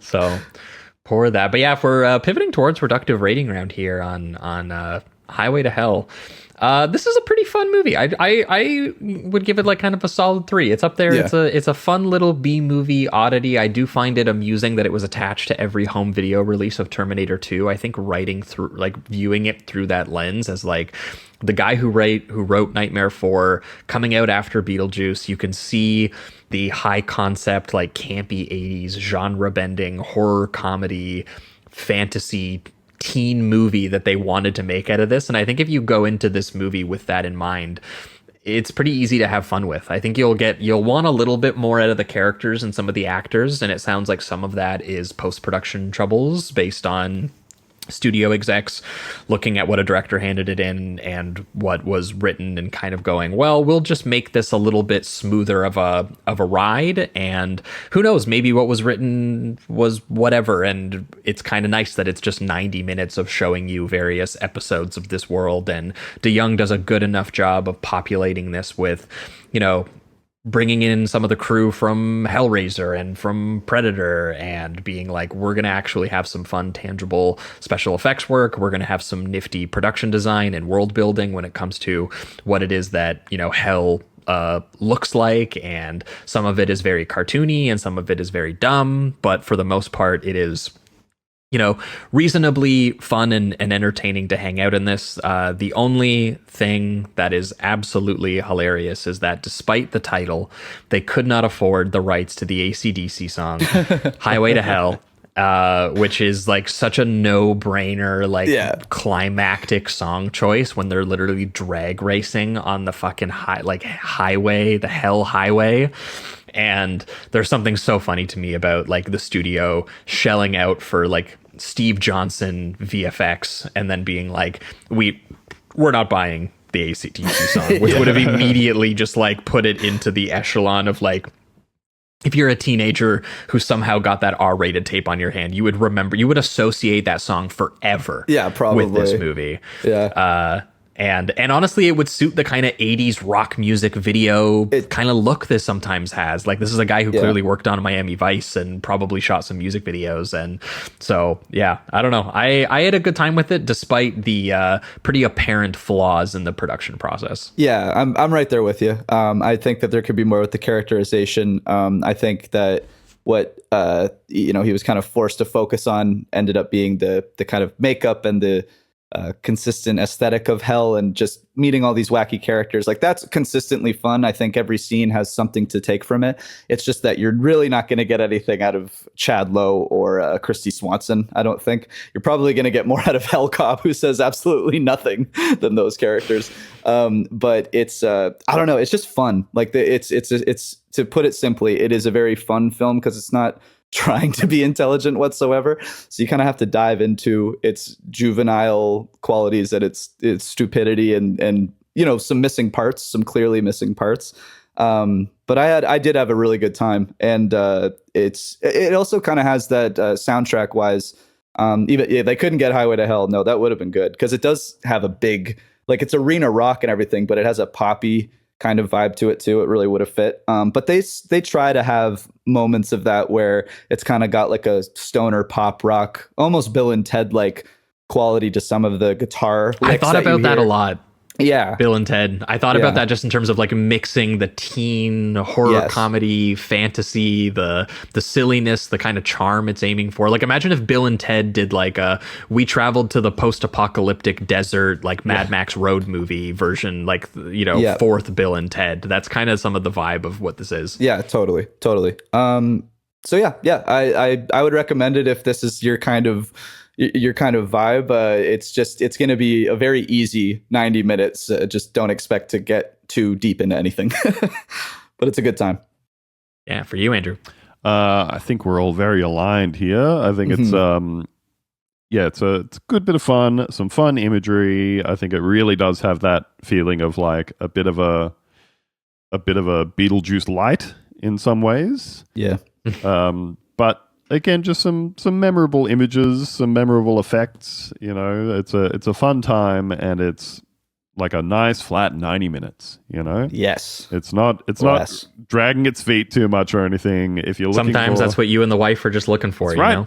These are my favorite when I know I'm kind of tired, but I'm like, I need a 90-minute or 90 minutes, and then I'm going to go to bed. Yep. I don't have to pay too much attention. It's like, this is perfect for that. It really is. Yeah, but you're gonna see a slimy demon lady with huge flappy tits trying to fuck the teenage boy, and then he shotguns it Into Also, a deeper layer of hell somehow.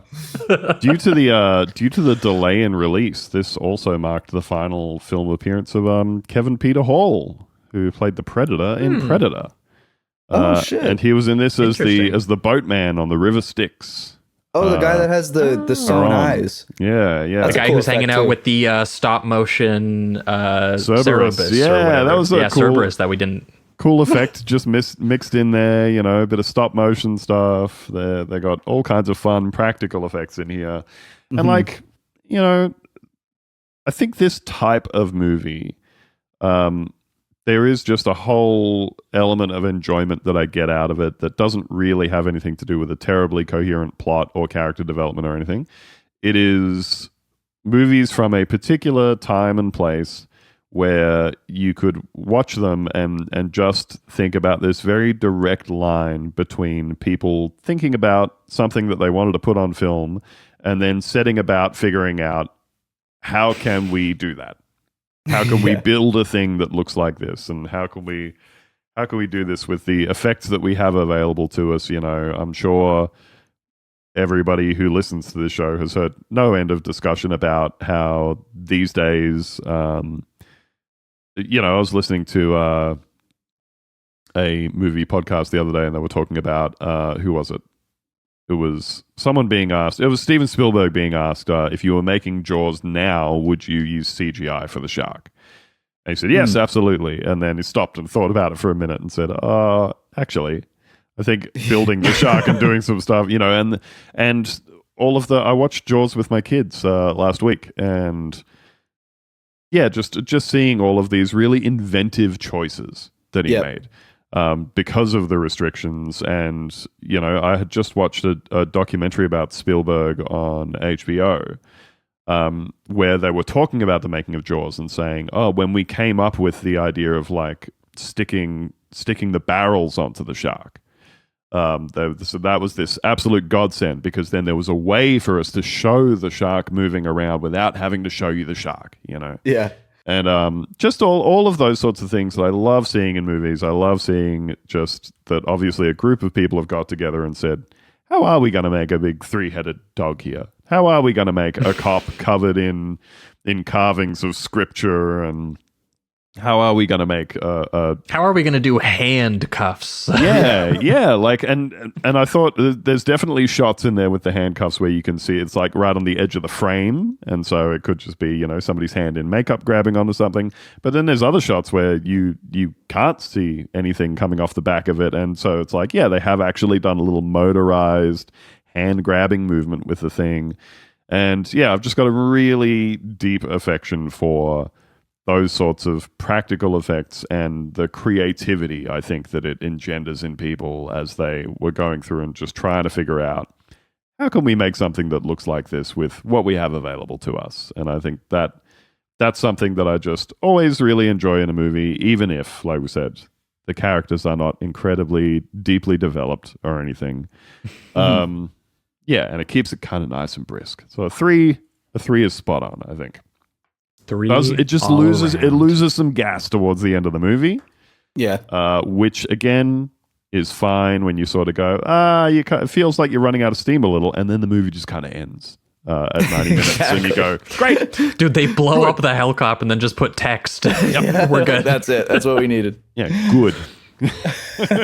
Good movie. We're in, we're out. But yeah, that's going to wrap it up there, though, for Highway to Hell.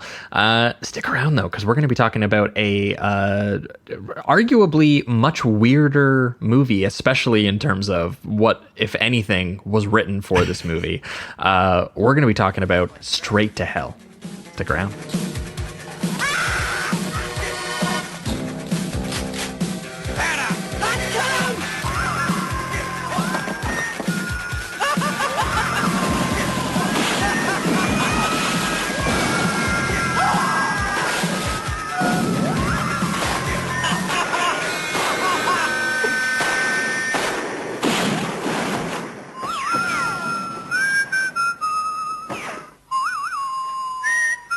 All right, we are back and we are talking Straight to Hell, the 1987 Western satire parody action film written and directed by Alex Cox, co-written by Dick Rude, who was helping him loosely adapt and remake the 1967 spaghetti western Django Kill If You Live Shoot, and starring Dick Rude, Cy Richardson, Joe Strummer, and Courtney Love as a gang of sort of hitmen / bank robbers who essentially become stranded in a Mexican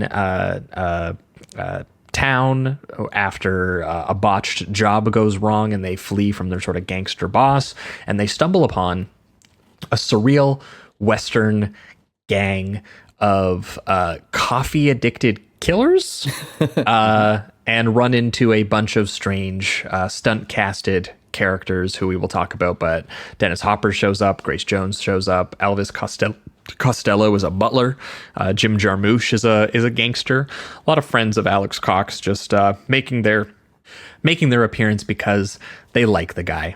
And we like the guy. Oh, yeah. This is actually our third time talking about British writer and director Alex Cox, who, as we've mentioned before, fell in love with the LA punk scene while attending UCLA and ended up writing and directing a little cult film you may have heard of called Repo Man, which is this sort of surreal punk rock buddy hangout film with Emilio Estevez as a sort of young punk who gets a job driving around town with the veteran Repo Man, played by Harry Dean Stanton. He gets into all kinds of bizarre episodic encounters around LA that were all based on Alex Cox's time working as a Repo Man, and it kind of served as a bit of a sci-fi comedy satire of essentially 80s Reagan era United States. And that was how he started his Hollywood career. And the last time we spoke about him, actually, it was how he ended his Hollywood career 3 years later, only 3 years later, after making Repo Man in 1987. Hey, and actually 1 year just after. Like the punk rock music, you know what I mean? He's just going after it. Yeah, he makes this film in between starting his Hollywood career and ending his Hollywood career in a 3-year stretch. And he did it with another 80s Reagan-era satire called Walker, which was an amazing movie, an equally punk rock film, but also an anti-imperialist sort of acid spaghetti western farce that starred Ed Harris as the real-life William Walker, this like Southern statesman and white supremacist and sort of private cowboy militia leader, who violently invaded and installed himself as the president of Nicaragua, which Cox used as a pretty direct symbol of how he felt about Reagan's involvement in Latin America and in the Contra Wars. And so it was a very politically brave movie, also a very stylistically radical one where he combined revisionist and spaghetti Western iconography from things like The Wild Bunch and Once Upon a Time in the West, and he even hired the writer from Pat Garrett and Billy the Kid, and essentially kind of turned them into this Apocalypse Now or like Aguirre like descent into, you know, imperialist obsession and madness, and directly in the credits even had shots of Ronald Reagan and talking about Nicaragua and the Sandinistas and all of that. So his point was quite underlined and clear, and when that movie made no money, they said, this guy, get the fuck out of Hollywood. Like, what are you doing? Stop fucking making movies here. We don't know why we keep asking you. Why they gave him $6 million to make Walker is insane to me, especially like it had to have just been because Repo Man was fairly successful, but like his follow-up to that, which, you know, like this was like before actually going down south to Nicaragua to make this Walker passion project that he had been researching for years at that point. He took a break in between to do the biopic about the Sex Pistols bass guitarist Sid Vicious called Sid and Nancy, which resulted in him collaborating with the lead writer and vocalist for The Clash, Joe Strummer, on the soundtrack, who is one of the main hitmen in this film, does some of the music for this film, became the composer for Walker, became a good friend of his for a long time. But like Sid and Nancy did okay. Like it didn't do a lot for him. It wasn't enough to like be like, we shouldn't give him more money. But to give him the money to make Walker after presumably You Saw This kind of blows my mind. And especially because he premiered this movie like made no money. It was also shot for almost no money. We'll get into that too. But like the response to this when they premiered it was a giant, what the fuck is that? what was this guy on? What are any of his friends bothering doing anything like this? Like, it was kind of reviled. Like, it got some pretty bad reviews. People were calling it like self-indulgent a lot of the time. It felt like, very messy. And there's just something so funny to me about being like, this is the last movie he made, $6 million for another Western, please. You know, like, you knew what you were getting into, man. Like, I'm sorry, you just had to have known. You had to have known that this was existed and was out there. And this is kind of his entire style and just the way that he moves a film. Like, it feels like he constantly has this punk rock attitude where it's like not necessarily always a loose structure, something like this, but it feels a little more loose with its rules and the like even the way that these characters are portrayed in the beginning, like tired and mean and rough and tough, and the lack of rules when it comes to mixing like time periods seemingly. Because this even kind of makes a transition where it's like we have these more, at the time anyway, modern cars, and then they go into the Western, and they don't, like, you'll have moments of that where cars will pop up, but they really try to still sit in that kind of like desolate small town Western kind of vibe. And I love that mix of things. Yeah, it does have that real sensation of and I guess this was the main kind of thematic similarity, I think, between these movies, was this sense that as they head into the desert, they're heading somewhere that's very unreal. Mm-hmm. They're heading somewhere that's very, very apart from reality, you know. And like you said, Jamie, they start off at the start of the movie attempting to coordinate some type of robbery. It's extremely chaotic, like... Yes. Not like, just it's almost as if they didn't plan it. Yeah. I think they seem to have like one... Well, because is it a botched hit first and then a botched robbery? I think it starts off being either a botched hit or robbery at the start, where they were supposed to get somewhere while a person was still there and rob or kill them, but they arrive to find they've already checked out and the maids are making up the room, and they go, fuck, I told you. And they just shoot the bed, And they're all just very kind of proto Tarantino style hitmen. Totally. Which a lot of everybody's in the kind black of, suit with the skinny tie, and like straight out of Reservoir Dogs or Pulp Fiction. Like, people talked about, a lot of people have made this comparison, but like Cy Richardson in particular as Norwood, like it does feel straight up like Jules from Pulp Fiction, the Sam Jackson character. Even the way he walks around and kind of like is a powerhouse in every room he goes in, and like he has this kind of almost preachy way of talking sometimes, the way he spaces words in between. It's very reminiscent of Samuel Jackson in that film. So and again, the style too, like they're all in suits like Reservoir Dogs or the beginning of Pulp Fiction and stuff. So well because and his relationship with Sims, the Joe Strummer, who's kind of like the British greaser version of like kind of like the hitman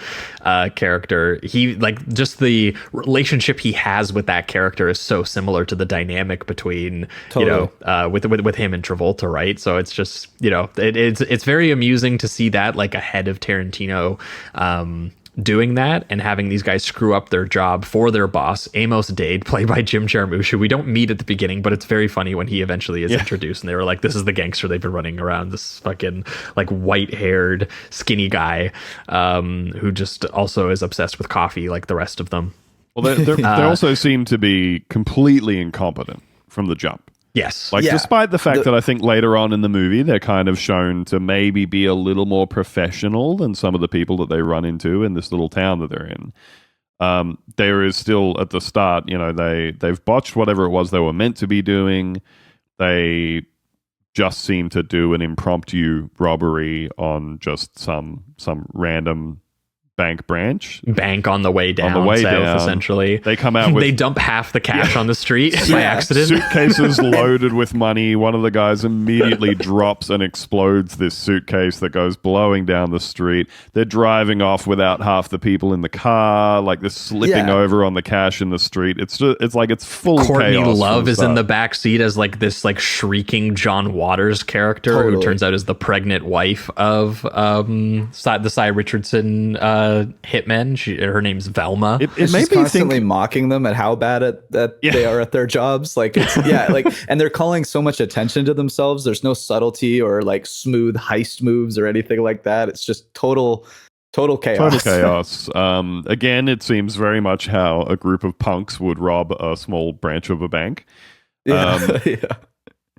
But yeah, Just like fast, no I plan. found this made me think: am I just nowhere near as familiar with Courtney Love as I thought I was? Because it took me, like, I knew she was in the movie, and I think it took me 5 minutes of her being Who's on the this woman? screen to recognize that it was her. She is like unrecognizable. It had me looking up like, did Courtney Love get a bunch of work done? But it's also it is far enough ago. It's like, you know, the late 80s, that something that I think is difficult to gauge these days is both like the prevalence and effectiveness of cosmetic surgery in like the 80s and the 90s, because people were absolutely getting cosmetic surgery done, but there is also this incredibly stark divide between, again, one of the reasons that I like watching movies from the 70s, the 80s, the 90s so much, especially these days, is watching movies and going like, look at all of these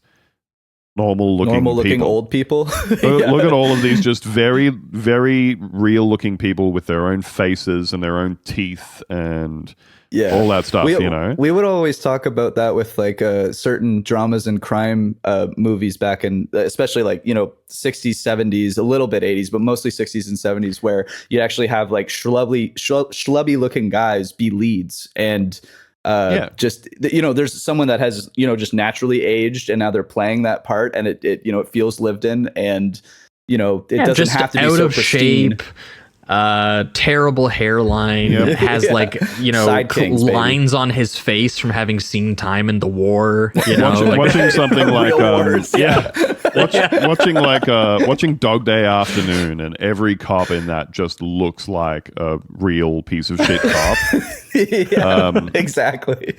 And even like I feel like there's movies like you know, a bunch of old Steven Seagal movies, or something like The Fugitive, where they had this cast of like bit player cops who I'm pretty sure a lot of them were real life cops. It's non-actors that they just got to be in these movies to either stand in the background or deliver a single line. Just very, very real looking people.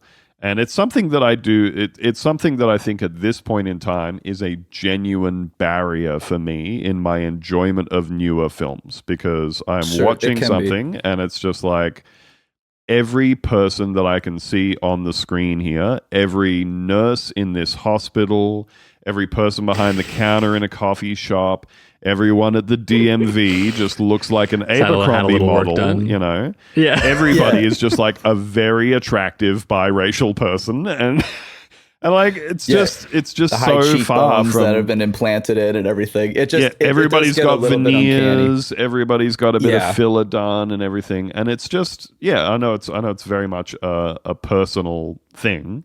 But for me, I am very much at the point of like, this is actually a barrier for me enjoying things at this point in time. Yeah, I get that. For me, it's more like a time period thing. I don't like when I see like an actor or actress have a ton of work done when they're trying to play someone in like the 1800s or the 1700s or something like that. It kind of takes me out. I'm like, that's just not what people would be incapable of looking like. The Northman, when Nicole Kidman showed up, and I just felt like my suspension of disbelief came to this screeching halt, you know, because they'd put so much effort into this thing. They had like thatched the roofs of these huts. They had hand woven and stitched together all the costumes on everyone.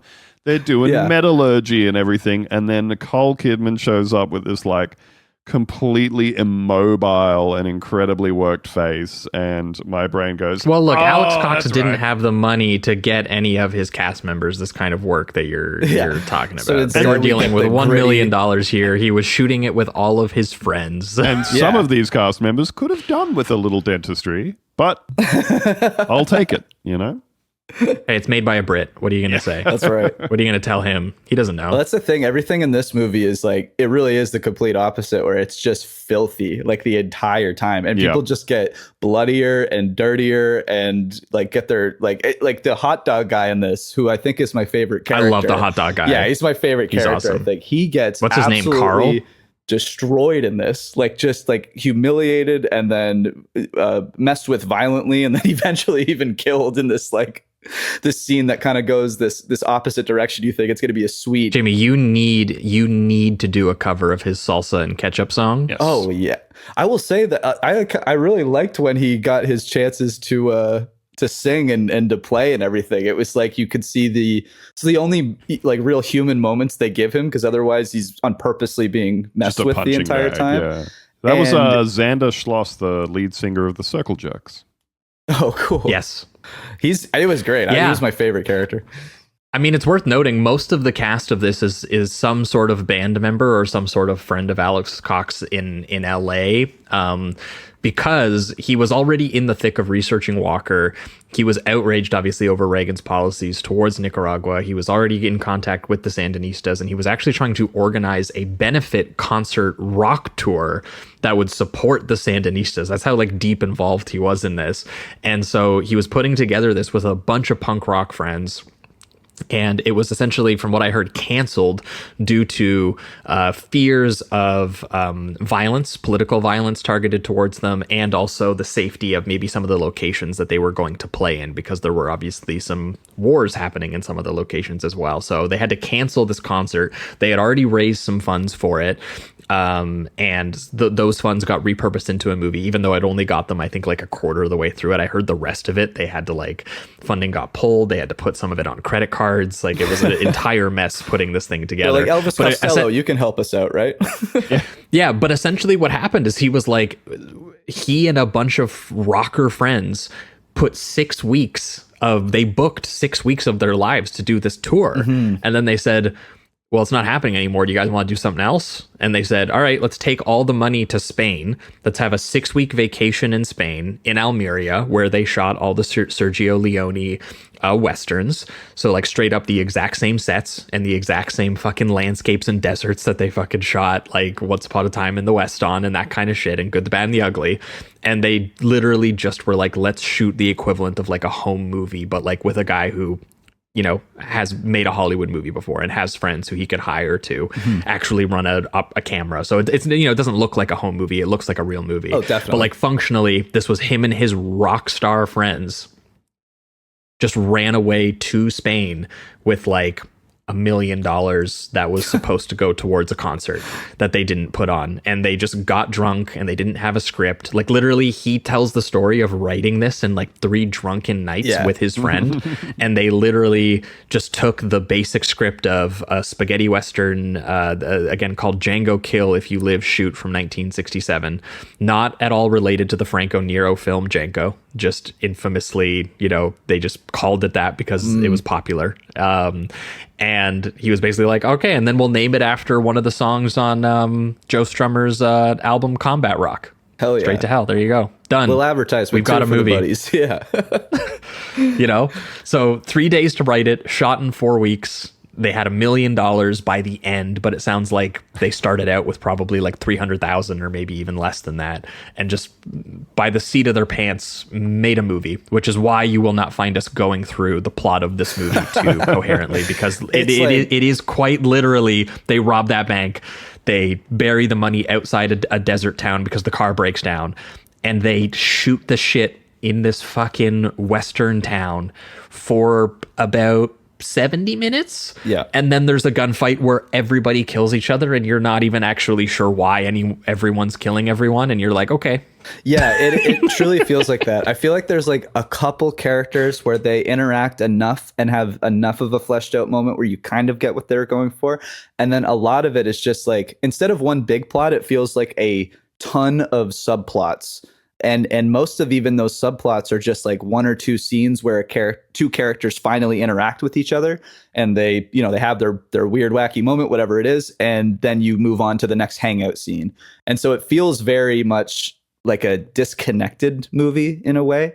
But I think every character is very, you know, they're interesting and eccentric and just kind of bombastic and crazy that you still find entertainment with every sequence. I also found as it went on that I lose myself a bit. You know, I can't grasp onto a ton here. Besides I'll confess to finding it a little exhausting at a certain point, but then when it devolves into a pretty fun sort of like more actiony kind of finale, and it does that at like the 70-minute mark, and like and you know the movie is like already coming to an end. I was like, okay, Yeah. that's fine. I can live with that. But I feel like if he had somehow stretched this out to like 2 hours and it was more of them like being drunk and like bad people in the town, or like and me having to watch another scene where I was like, did these characters know each other? Do I know their names? Right.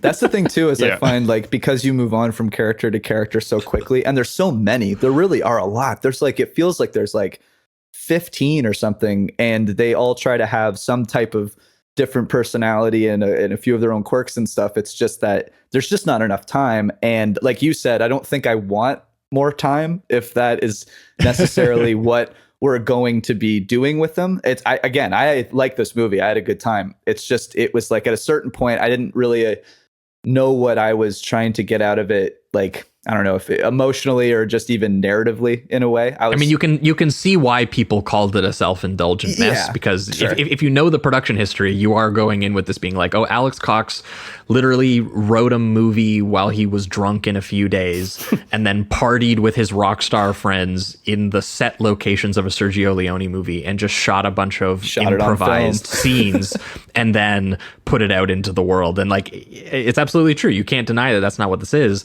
But at the same time, Alex Cox is a talented enough filmmaker that I do watch some of these scenes and I go, these are scenes that, you know, it does feel like a bit of a test run for what Walker became. It's just Walker has so much political sharpness and it has so much more, I don't know what the term would be. Too. There's a focus, like with it's Walker. The focus. Like when it's doing the genre parody stuff, it's doing so with so much intent and so much planning. Whereas here, you can tell that the intent and planning isn't there, but the obsession is there. Like you can tell he loves spaghetti westerns. You can tell he's seen enough of them to lovingly want to put them together, even if it's like for improvised comedy or improvised gags. And I feel like he's breaking down a little bit of like the simplicity of what people might just think of a Western, like them coming with a bunch of money, burying it, and then them hanging out with these people, and then a lot of them trying to figure out where the money is buried so it can turn into the finale where everyone's killing each other. Yeah, they were like, where are all these gringos getting this money they're spending at the bar? Can we like get close to them and like romance them and find out? Yeah, so that like there is a simplicity in that, which is, you know, not anywhere near confusing. It's just kind of very straightforward. It's just it's again the loose structure. Details. Yeah. And I mean, I like the details leading up to it, like the one dumber guy in the group. I think is that the one that's played by Dick Rude? That might be what a name, by the way. Yeah, what a hell of a name. But he has a lot of moments where it's clear that the girl that he's interested in is acting interested in him so that she can get where the location of the money is. Yeah. And that's kind of one Louise. of the subplots. And that eventually leads to a very, I mean, funny, but also kind of pathetic end to his character and the other characters. So it's like, it's all these little moments that lead up to a reason why everyone's killing each other in the last 20 minutes kind of thing. Yeah, Andrew, did you have a favorite little side character while we're talking about weird little eccentric side people? I found Miguel Sandoval's character, him and his wife running the corner store. That's the hardware store owner, right? Running this little store. And again, they just had a whole real weird vibe going on. I think that was maybe the youngest looking I've ever seen him in anything. Yeah, that might be true for me too, actually. Because he's a very recognizable actor, and he's been in a million things over the years. Yeah, I guess he did Do the Right Thing only 2 years later. But his character felt much more like ported in directly from a spaghetti western than everybody else in the movie, you know? I forgot all of these people are in Repo Man, by the way. Sorry, I just got down that rabbit hole trying to figure it out. So Miguel Sandoval's in Repo Man too. It's just been a while since I've seen him, so I don't remember. Okay. So he would have been even younger in that. But yeah, I pulled up Repo Man and I'm like, all of these names are the same. It's all the same people. Yeah. It's Xander Schloss, it's Cy Richardson, it's Dick Rude. Everyone who was in the cast of Repo Man and everyone who was going to do a punk benefit concert all in one film. Yeah. It has the that attitude about it. I think that's why I have so much fun with it, is that it's, you know, again, I get a little lost, but just having every character be as over the top as they are, is very fun. And I mean, Alex Cox is still directing the hell out of it. There's some amazing shots in here. I really like the title card after they bury the money and they're entering into the town and they have this like silhouetted sunset that's going to the credits. It almost looks like car headlights hitting them in terms of like how just like directional the lighting on them is. Yeah, no, I wrote that down too. It's a cool title sequence. Yeah, and then he'll even do really wacky shit like the credits. It's super spaghetti western. That little bit, the way that appears, and I think, the reveal of the credits at the start, I think, is about as clear as Cox could make it with putting his influences on his sleeve. You know, he even gets really loose with it at times, and he doesn't dive into this too much. But there's moments of it where he goes into like kind of a like dark fantasy mode, where there's one part where it's like a skeleton dog howling, and then at the very end, the stop motion connects these movies. Yes, definitely. And at the very end, there's the skeleton that rises from the ashes of the store. And he's like holding a knife and says sharp enough for you. Yeah, sharp enough. I think he says sharp enough for you. Yeah. And it's just, honestly, it feels a little bit, you could argue it maybe feel out of place, but when you see it in the context of all the chaos, I think it actually makes sense. And you kind of just accept it. Well, and the movie itself has this really strong sense of just being like a fantasy, being like a dream. Totally. You know? Totally. Like a lack of logic. Yeah. There's an anarchic sort of like absurdist streak that runs through even when he is, you know, making something that very clearly adheres itself at least a little bit to this genre, this, you know, very kind of tangible genre. I mean, it's part of what I ended up liking about this movie is that by the very end of this movie, there is some legitimate like Looney Tunes shit happening in this movie in terms of the way characters are backstabbing each other, the way they're murdering each other, some of the exaggerated reality of the world, whether it's dreamy or whether it's the stop motion stuff, whether it's my favorite gag in the entire movie, which was that a character gets murdered. They do this extended long funeral procession for this character because he's like the head of the McMahon gang, this like coffee gang who's taken over this town. And it's a fantastically shot sequence of them literally marching through the entire town. You can see the amazing like vista backgrounds and carrying this coffin up the mountain, and it's beautiful. And when they bury that body in the ground and they're reading like the last rites for this guy who used to be the leader of the gang, the grandpa of the gang, and when his hand bursts out of the fucking ground like a zombie hand and they go and they start literally like fucking shooting the dirt be like fucking kill him, and like that's the still trying to act like they care.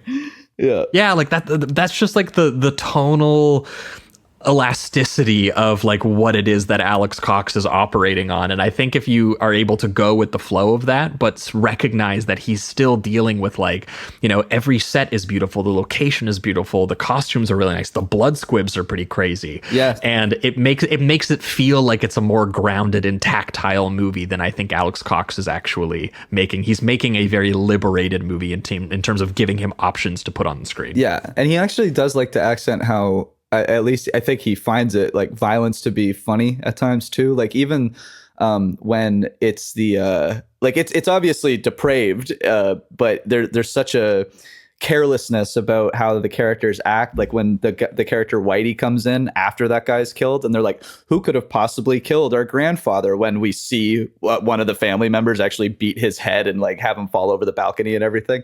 But then they make she might as well whack him over the head with like a frying pan or something. It's like huge, that's like whatever she uses. I can't remember what it is, like a cactus or something. I can't remember, but it's the shot too of his body actually going over the ledge and hitting the ground is pretty impressive.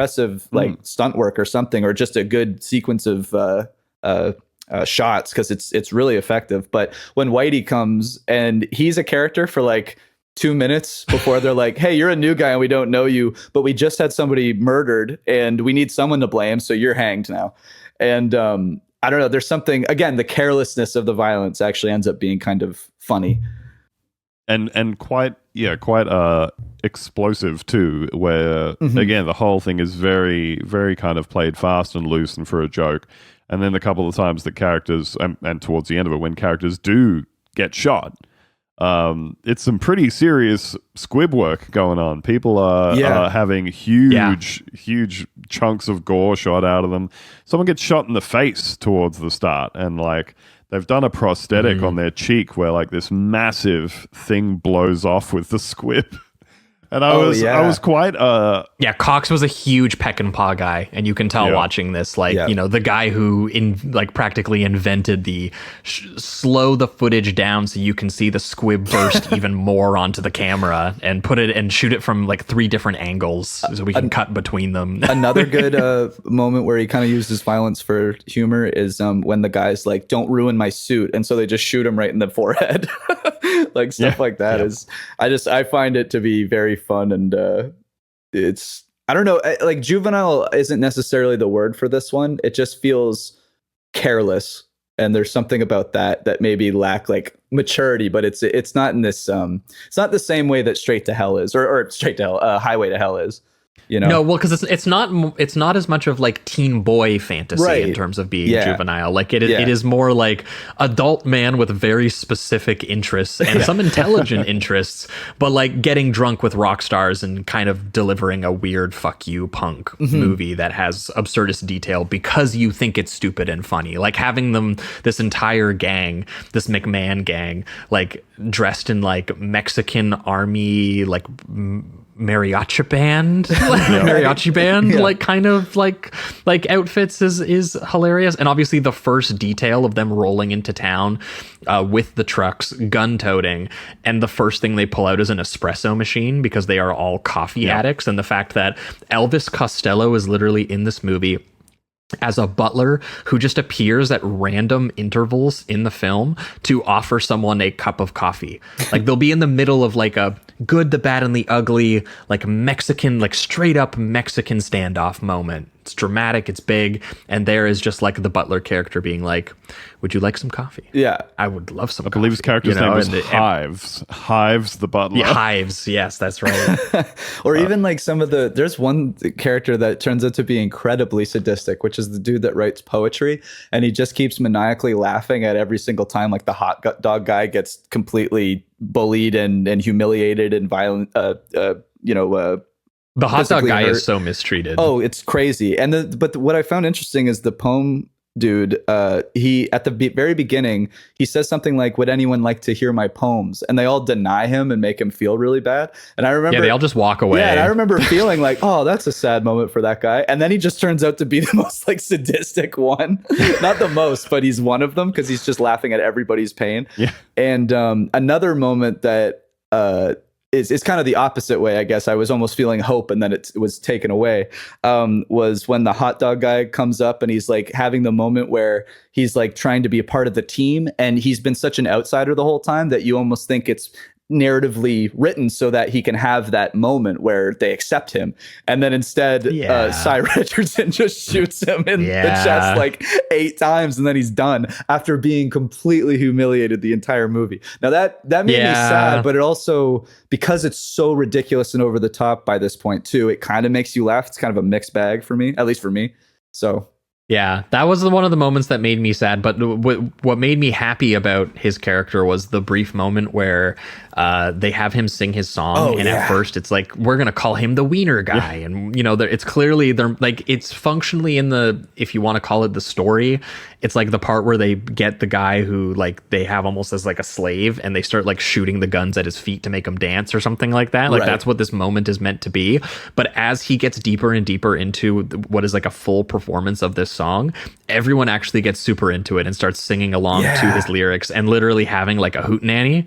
It's actually like a beautiful, beautiful moment where it's like this dorky guy they were just abusing actually transports them through the music. It's one of the few moments where I was like, that's kind of nice. And there's this like kind of answer scene which it kind of leans into the sadness again, where he's playing his guitar alone in the dirt and he's singing this really pretty song.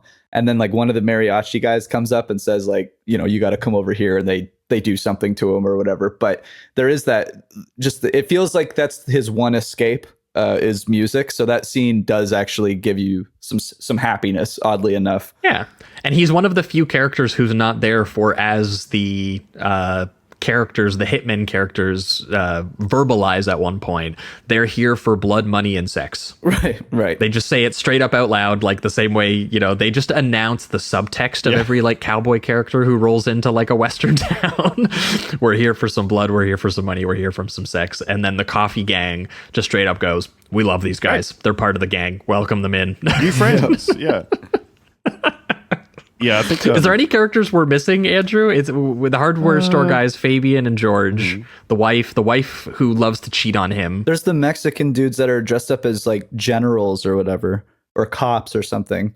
Yeah, the wife who remember. loves to cheat on him, Jennifer Balgobin, is the actress who was in the movie Cherry 2000 from 1987 with Pamela Gidley, who played the kidnapped fiance in Highway to Hell. Oh, so the two of them were in a movie together. We've got a shared connection. Hell yeah. We were doing 6 Degrees of Kevin Bacon to connect these two movies. We got there. Well, there's Dennis Hopper's character, like you said, who just kind of arrives towards the end of the movie. It's so the Dennis funny Hopper for him to character. just be like, here's a bunch of guns. I'm going to go now. Bye-bye. Like, It's kind of sick. It's awesome. It's kind of that's such a hilarious bit of writing to be like, we need a character to walk in and deliver everyone guns so that they all shoot each other before the final set piece. And also, though, make him an oil. This is the most Alex Cox like coded thing. Make him an oil tycoon named IG Farjan, which I looked this up because I saw someone like say this and I was like, is that true? And it turns out it is true. That is the name of the company that produced the gas for the concentration camps. oh, wow. Holy shit. So he was like, and it's the name of the oil company that ends up taking over the town owned by Dennis Hopper. So he's literally like an evil, like industrialist who drops the guns off, is like, everyone kill each other. And now I get the oil in this town. Right. And I'm going to start drilling this town. It's amazing how short-lived his scene is, because it creates all of the violence in the last 15 minutes, and it's hilarious. And again, that is like a brief throwaway thing. It's really not an overall consideration of the movie, but that's just Alex Cox's brain. And Walker is the one where he would actually make that more explicit and targeted and make you think about that a little bit more. But yeah, that's just a weird left punk rocker just throwing in some fun details for you in the middle of a bunch of cowboys just getting drunk and trying to have sex with each other's wives and shoot each other. I almost forgot too, but he kind of creates like a moment of weakness for our main characters, because those guns end up not working, right? Or like half of them don't work. They keep jamming on them, and so they have to bust out their actual pistols, and it creates like a bloody mess. Yeah, it's great. I was reading Roger Ebert's very unfavorable review of this movie. Did not care for it at all. But he opens by talking about how he was asked which young directors showed the most promise of being the grandmasters of the 21st century, and he said that Alex Cox was at the top of his list. But Repo Man and Sid and Nancy really impressed him, and then he watched this and he went, "That is like forget it, literally not a movie." He basically calls it. Yeah. But I do find it interesting that he draws a connection between the presence of Dennis Hopper, and that Dennis Hopper had also been in a movie. Dennis Hopper, this is reading from his review. It was Hopper who went to Peru in 1970 and made The Last Movie, another shapeless gonzo western starring lots of rock stars and personal friends, and the backlash from that movie put his career on hold for years. Cox seems to have staged the same sort of come-as-you-are party. Watching the movie in a dreary reverie while nameless characters shot at each other for no discernible reason, I asked myself what it was lacking, and the answer, I guess, is sort of old-fashioned. It needed some kind of coherent narrative so that I could understand the relationships and the plot enough to determine if I cared about them. Well, I mean, that's not like untrue. He's not completely wrong. No, it's about like how I guess you just experience this in your own subjective view, because I had the same those same thoughts, really. It's just it didn't end up me like, I didn't dislike the film by the end of all of this. We had the benefit, I think, Jamie, of like watching Walker right before this and being like, I see what he's going for. I see how this becomes Walker. Yeah. Watching this. Totally. And I think that endeared me a little bit more to it, like knowing that eventually he would actually shape this into something like more narrative driven and still with absurdist and surreal details that are making, pretty strong political points and everything, and still having that anachronistic punk rock attitude and throughout the entire thing as well. Well, yeah, that's another factor, is that, yeah, like you're saying, we all have the context of who Alex Cox is and fascination with punk, and the fact that there's all these musicians in this and everything. I think with enough of a remove from the initial release of the movie and understanding the context in which it was made and who it was made with and who it was made by and everything, I think if you are open to the idea of saying, oh, I am actually interested to watch a whole bunch of like artists and musicians and friends just kind of get together and cobble something together for fun, and it's pretty brief. I mean, it's worth noting, even people who made this movie, like some of the actors who worked on it, they also were like, yeah, he basically just said, yo, show up in Spain and get drunk and we're gonna film some scenes we just like make up on the spot. And like they don't think that highly of the movie either. Even some of the people who were in it. It's really Alex Cox who was like, I kind of did ultimately end up making something, but he had to come back to it doing a director's cut like many years later in the 2010s. And is that what the one you saw, by the way? Because the one that I saw was on, I think it was the Tubi version, which is the director's cut. I was curious if you guys... Yeah, that was the one that I watched too. It's the one that's more that Kino put out. It's the one that's more like kind of widely available. So I don't know what the original was. That, who knows? Maybe even what Ebert's reacting to was even more shapeless. That's true. He could like, because he probably saw the 85-minute version, which would have. I mean, I don't know how that would have affected this kind of film, to be honest with you. But that'd be interesting to see. Like, what would be the 5 to 10 minutes they took out that makes this more coherent or narratively sound? I don't know. It seems like it couldn't happen. I think if you're, I don't know, because a lot of the time I think I am not very inclined to give a lot of leeway to, I suppose, like more abstract pieces of art and filmmaking. I find myself sharing that view of Ebert's, that, like, generally speaking, I would like there to be some kind of structure to a story that's being told, even if that's a story that's being told in a non-linear fashion, or a story that's being told with like unreliable narrators or from different viewpoints or anything. As long as everybody's kind of telling the same story, you know, or that the ambiguity. You feel like there's some control and intent, and not a bunch of people just partying on screen making shit up. And so, you know, like you can really see the kind of direct line between, say, Courtney Love appearing in this, and that she had she'd been in like some Andy Warhol stuff, I think, before this point. It was only after being in some of these movies and being around like art scene stuff that she said, I'm going to withdraw from all of that and just work on music and be a musician. Because I think she found herself very disenchanted with like having a reputation as having developed a public image that was like effectively a celebutante kind of thing, you know. And so, like, yeah, and she was like, I'm not going to let any more directors blow me up.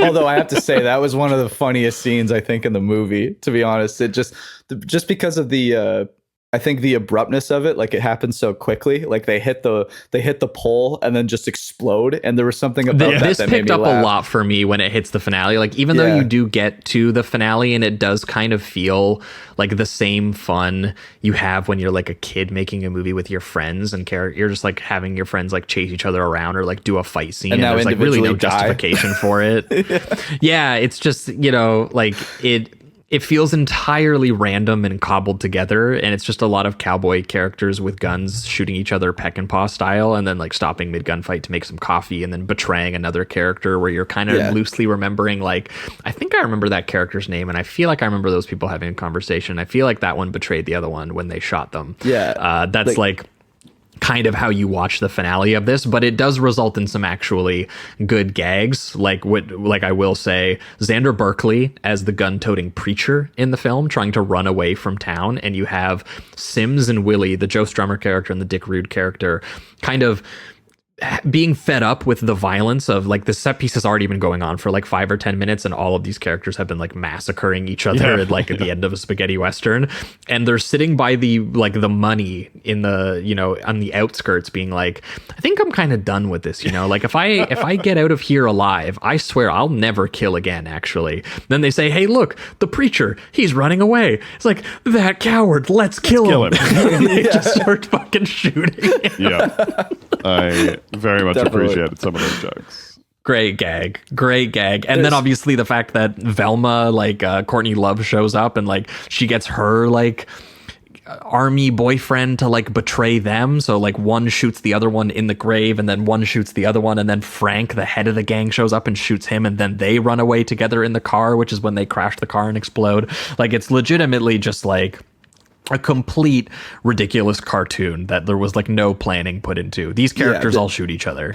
Another thing, like one of the things I realized, it's just whether it be purposeful or he's not caring about it, it's just, it is what it is.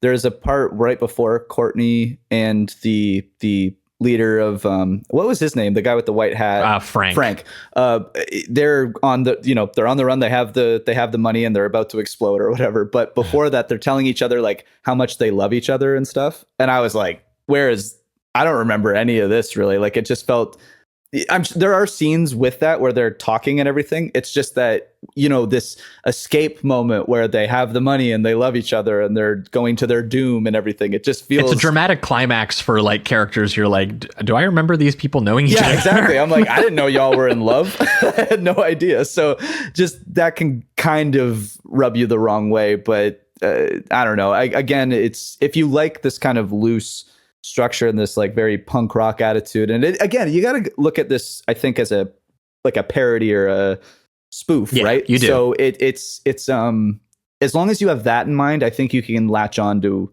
more of what it's doing. Yeah, when you know the big bad is going to be Jim Jarmusch, who you know what he looks like, showing up in like the cowboy fit, drinking like an espresso, and then doing the like evil glaring eye, like good, the bad, the ugly stare down, and then just having literally Cy Richardson just like go, wait, what? I can just shoot him, and then just shooting him, and his goons go, we didn't even really like him that much, to be honest. Yeah, exactly. Like it's silly. It's completely silly. It's very silly. So, but, and honestly, that's all this movie is. Yeah. Like, I'm sure we've missed a couple moments, but it's hard to latch yourself. Like, it's a bunch of weird, surrealist, bizarre comedic details of how these characters interact, and there is no shape, there is no structure, weird shit just happens, and then they all kill each other at the end, and it's pretty fun, and it looks kind of good. Yeah, that's the thing. It does have that still, like it looks like a Western, which is cool. Like to have all of this just chaos, but it still looks like a kind of shot on film Western in some way. Yeah, to just shoot it on literally Sergio Leone's sets and locations. It's cool. Does a lot for the movie. Definitely. It's a great place to go hang out with your friends and go on vacation. That'll be the Sleazoids vacation. Yeah. Go to Almeria. Go insane, kill each other. It'll be fun. Yep. But yeah, that's that kind of is straight to hell. This is kind of a slapdash podcast segment. Yeah, but it very much mirrors the movie. I love this this tagline that it has on the poster: "A story of blood, money, guns, coffee, and sexual tension." That's true. Yeah. That is true. Very loose, but it's all accurate. You're going to get, it's delivering exactly what you expect. But honestly, this was kind of a 3 for me as well, if we're pivoting towards reductive rating round in a very different way than Highway to Hell, which is a more accessibly enjoyable kind of movie. I think you have to be on a very specific wavelength of weird and of maybe just, already in being endeared and kind of respecting what Alex Cox is all about. Yeah. Like if you go into this knowing its production history, you go into it knowing that Alex Cox is like a left-leaning punk artist who is just kind of shooting the shit with a bunch of also left-leaning punk artists who wanted to do a benefit concert for the Sandinistas, and instead we're like, let's go hang out on Sergio Leone sets and locations, shoot the shit, get drunk, party, film it, do a bunch of parody scenes of a genre I clearly am actually knowledgeable about and love, and am, you know, as much as I am, you know, poking fun at some of the tropes of it, he is lovingly shooting and rendering this stuff as if he was hopefully going to get the chance to make the real thing, which we do know 1 year later with Walker he would. So I think with all of that context, this is an enjoyable movie. It is fun to put on. I do think if it was even just 10 or 20 minutes longer, I'd probably be a little bit more frustrated by it, depending on what that extra 10 or 20 minutes is. But the fact that like the setup is like 15 minutes, the gunfight finale is like 15 minutes, and you really just kind of do have like it's an hour of the aimless bizarre nonsense. That's just enough of it that I have a good time with it, and there's enough eccentric faces and personalities and characters, and the fact that you have the hot dog guy who has a terrible end but gets his moment of playing a beautiful song and everyone having a good time with it. You know, there's enough of that in here, and enough of like the weird detail of Dennis Hopper as an evil oil tycoon who's fucking named after evil company that made, you know, the gas for the concentration camps. Like there's just so much weird detail peppered into this that I have a good time with it. And it is a case of a movie being both liberated and hindered by the fact that it's like such a scrappy and manic and by the, you know, straps, you know, by the bootstraps kind of production. It's just not quite as thoughtful or focused as Walker, but it does display the satirical anarchy and loving obsession with this sort of genre storytelling that Alex Cox has. So if you want to see some proto-Tarantino hitmen hang out with Courtney Love and kill Jim Jarmusch and hold a weird funeral where it seems like the guy's going to zombified come back to life and they got to shoot him down and do Looney Tunes gags on Sergio Leone sets, there's very few movies you can recommend any of those things to other than this movie. So straight to hell. Yeah. Fun time. No, I'm right there with you. I think it's a 3 as well. Some of its looser qualities are kind of affect me while I'm watching it, but I think there's enough chaos and personality that I think it still pushes through. I think the musical numbers are good. There are very few, but I think there's 3 major ones where it's the hot dog guy's major one where everyone's singing with him. He has like kind of a short one where he's singing in the dirt that I really enjoyed. And then there's one that I think I'm getting the actress right when I'm looking at this casting, but I think it's Michelle Winstanley who plays Louise, and she has a musical number where she sings at this almost like Last Supper kind of image scene that is really quite good, and I really there's a enjoyed mustache guy who sings Delilah as well. But Oh, I didn't know what his name was. Yeah, it's so there's some really good music in here, honestly, and some just genuinely good performances. It's just so loosely structured that it might frustrate you, but if you kind of like that punk rock attitude, I think you'll take to it, especially if you like Alex Cox and you know what you're getting into. I think you'll take to it. Knowing it's kind of a spoof or parody really does help. And cool to see things like, you know, pre-Pulp Fiction with Cy Richardson, and having watched and discussed Walker very recently, seeing this before, like just seeing what he was leading into Walker is really cool, and it makes a lot of sense. So yeah, no, don't have much more to add. I think it's a 3-star, and check it out if you like Alex Cox. You probably will dig it. For you, Andrew? I think it's 3 stars for me as well, for a lot of the reasons that you guys are talking about. I think, you know, like you're saying, Jamie, if you're looking at it from that perspective of it is a whole bunch of punk rockers and musicians getting together and sort of throwing something together, I would very much understand some people being frustrated by it as a watch. Mm-hmm. I would get that. It is just like nice and brief and just kind of wraps itself up. And I guess it's an interesting counterpoint to what I was talking about before of when you're watching something where people have relative limitations and they have to figure out how to do the thing that they want to do. This is an interesting counterpoint of kind of having very little money, but also seemingly having no like restrictions or controls put on you in the sense of like, what's actually happening in this movie?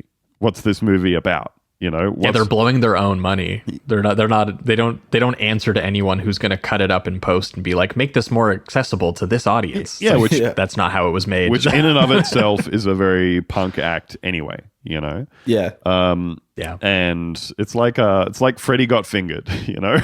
Oh, yeah. Tom Green gets all this yeah. money to make a movie about how people shouldn't have given him this money to make this movie with.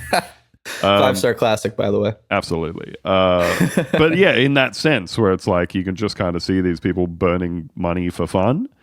Yeah, I think there's really interesting moments and little indelible images and scenes, and some of the songs and everything are all very memorable. But if somebody were to say to you, what is the plot of this film? You would say, these robbers bury some money in the desert, and then they meet some coffee-addicted killers, and then there is a shootout at the end. That's very much summing up the entirety of the plot of this thing, you know?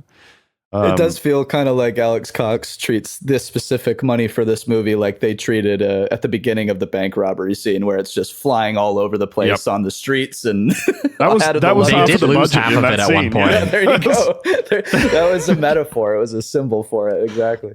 What if that was the suitcase of real money that they were given? Oh, yeah, that was the budget. We were watching it go up in the air in that scene. But no, it's good fun and an interesting little artifact, and you know, like you were saying, Josh, a clear indicator of what was right about to come and get Alex Cox thoroughly run out of Hollywood for the rest of his career.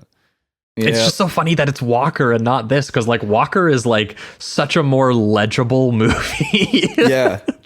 For real. But I guess, you know, he blew $6 million of the studio, but I don't know. That's on the studio, in my opinion, because he turned that script in. It was pretty obvious what that movie was. It wasn't as confusing as this. And they let him do it. But also, before we wrap up, one last shout out.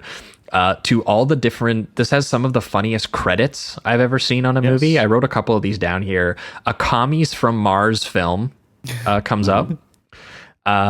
There is a sex and cruelty consultant, which and cruelty, which is great.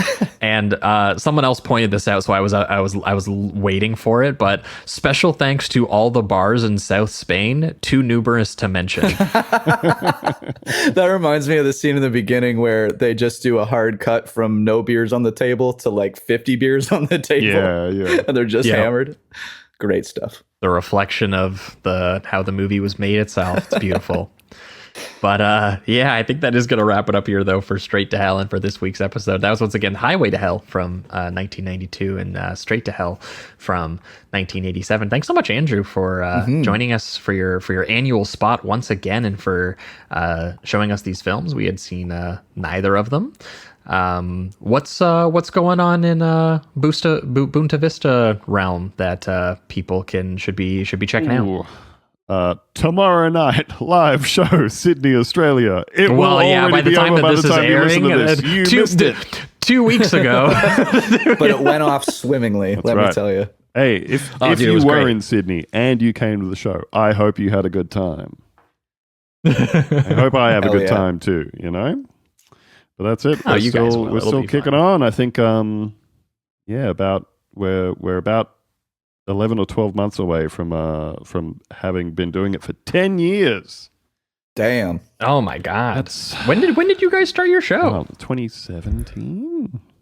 Wow. Okay, so you guys are only a year on us. I didn't realize that. That's crazy. That's upsetting to think about. So it is. We're getting old. Absolutely. And but yeah, it's 10. And not only is it 10 years of your show, it's 10 years of you now appearing on this show. Right. Yeah, pretty much. Wild. My goodness. So yeah, that's well. And as the years go by, it gets harder and harder to find movies you guys haven't seen. But I'm committed to continuing to do it. We'll find them. Straight to Hell was a good choice. Definitely. Absolutely. We're going to have to recreate it and go shoot our own collaborative movie between the Boonta Vista gang. I'll bring the booze. And Josh, you bring the guns? We can meet halfway, right? I feel like Spain is probably like halfway between, I don't know if my geography, is that halfway between Australia and Canada? Close enough. You bring the booze, I will kill you guys at the end of the party. Hell yeah. For our listeners, we are going to be back in 1 week's time where we are going to be over on the Patreon feed where, as Jamie alluded to, we're going to be doing your guys' patron voted episode, which you guys have chosen a double feature of Michael Bay and Tony Scott. Some cable classics. We're going to be talking about The Rock, and we're going to be talking about Enemy of the State, 2 movies I have actually seen a number of times Me too. on TV, just because my dad loves them. My mom will just throw Enemy of the State on all the time. I've seen those movies so many times. I'm excited to revisit. But then in 2 weeks' time, over on the main feed, we are actually doing our first basketball-themed episode. We have a guest who knows a lot more about the subject than us, who wanted to choose some movies that were, had basketball being played in the films. And we got some 2 classics here, in my opinion. We got Ron Shelton's White Man Can't Jump. Oh, cool. Which is almost like kind of bit of like a hustler comedy rom-com kind of as well, on top of being a basketball film. And then we're going to be, of course, talking about Spike Lee, and we're going to be talking about Spike Lee's He Got Game, starring Denzel Washington, which is actually, I got the chance to see it in the theater, I think twice in the last few years, and I don't know why I went both times, other than I guess I really like it, and I've liked it more every single time I've watched it. It's a bit of a weird movie. It's kind of grown on me. Cool. But that's what we're going to be talking about in 2 weeks' time over on the main feed, so look forward to that. But that's going to wrap it up for everything this week. Thanks so much for listening, and keep it sleazy. Keep it sleazy. Keep it sleazy.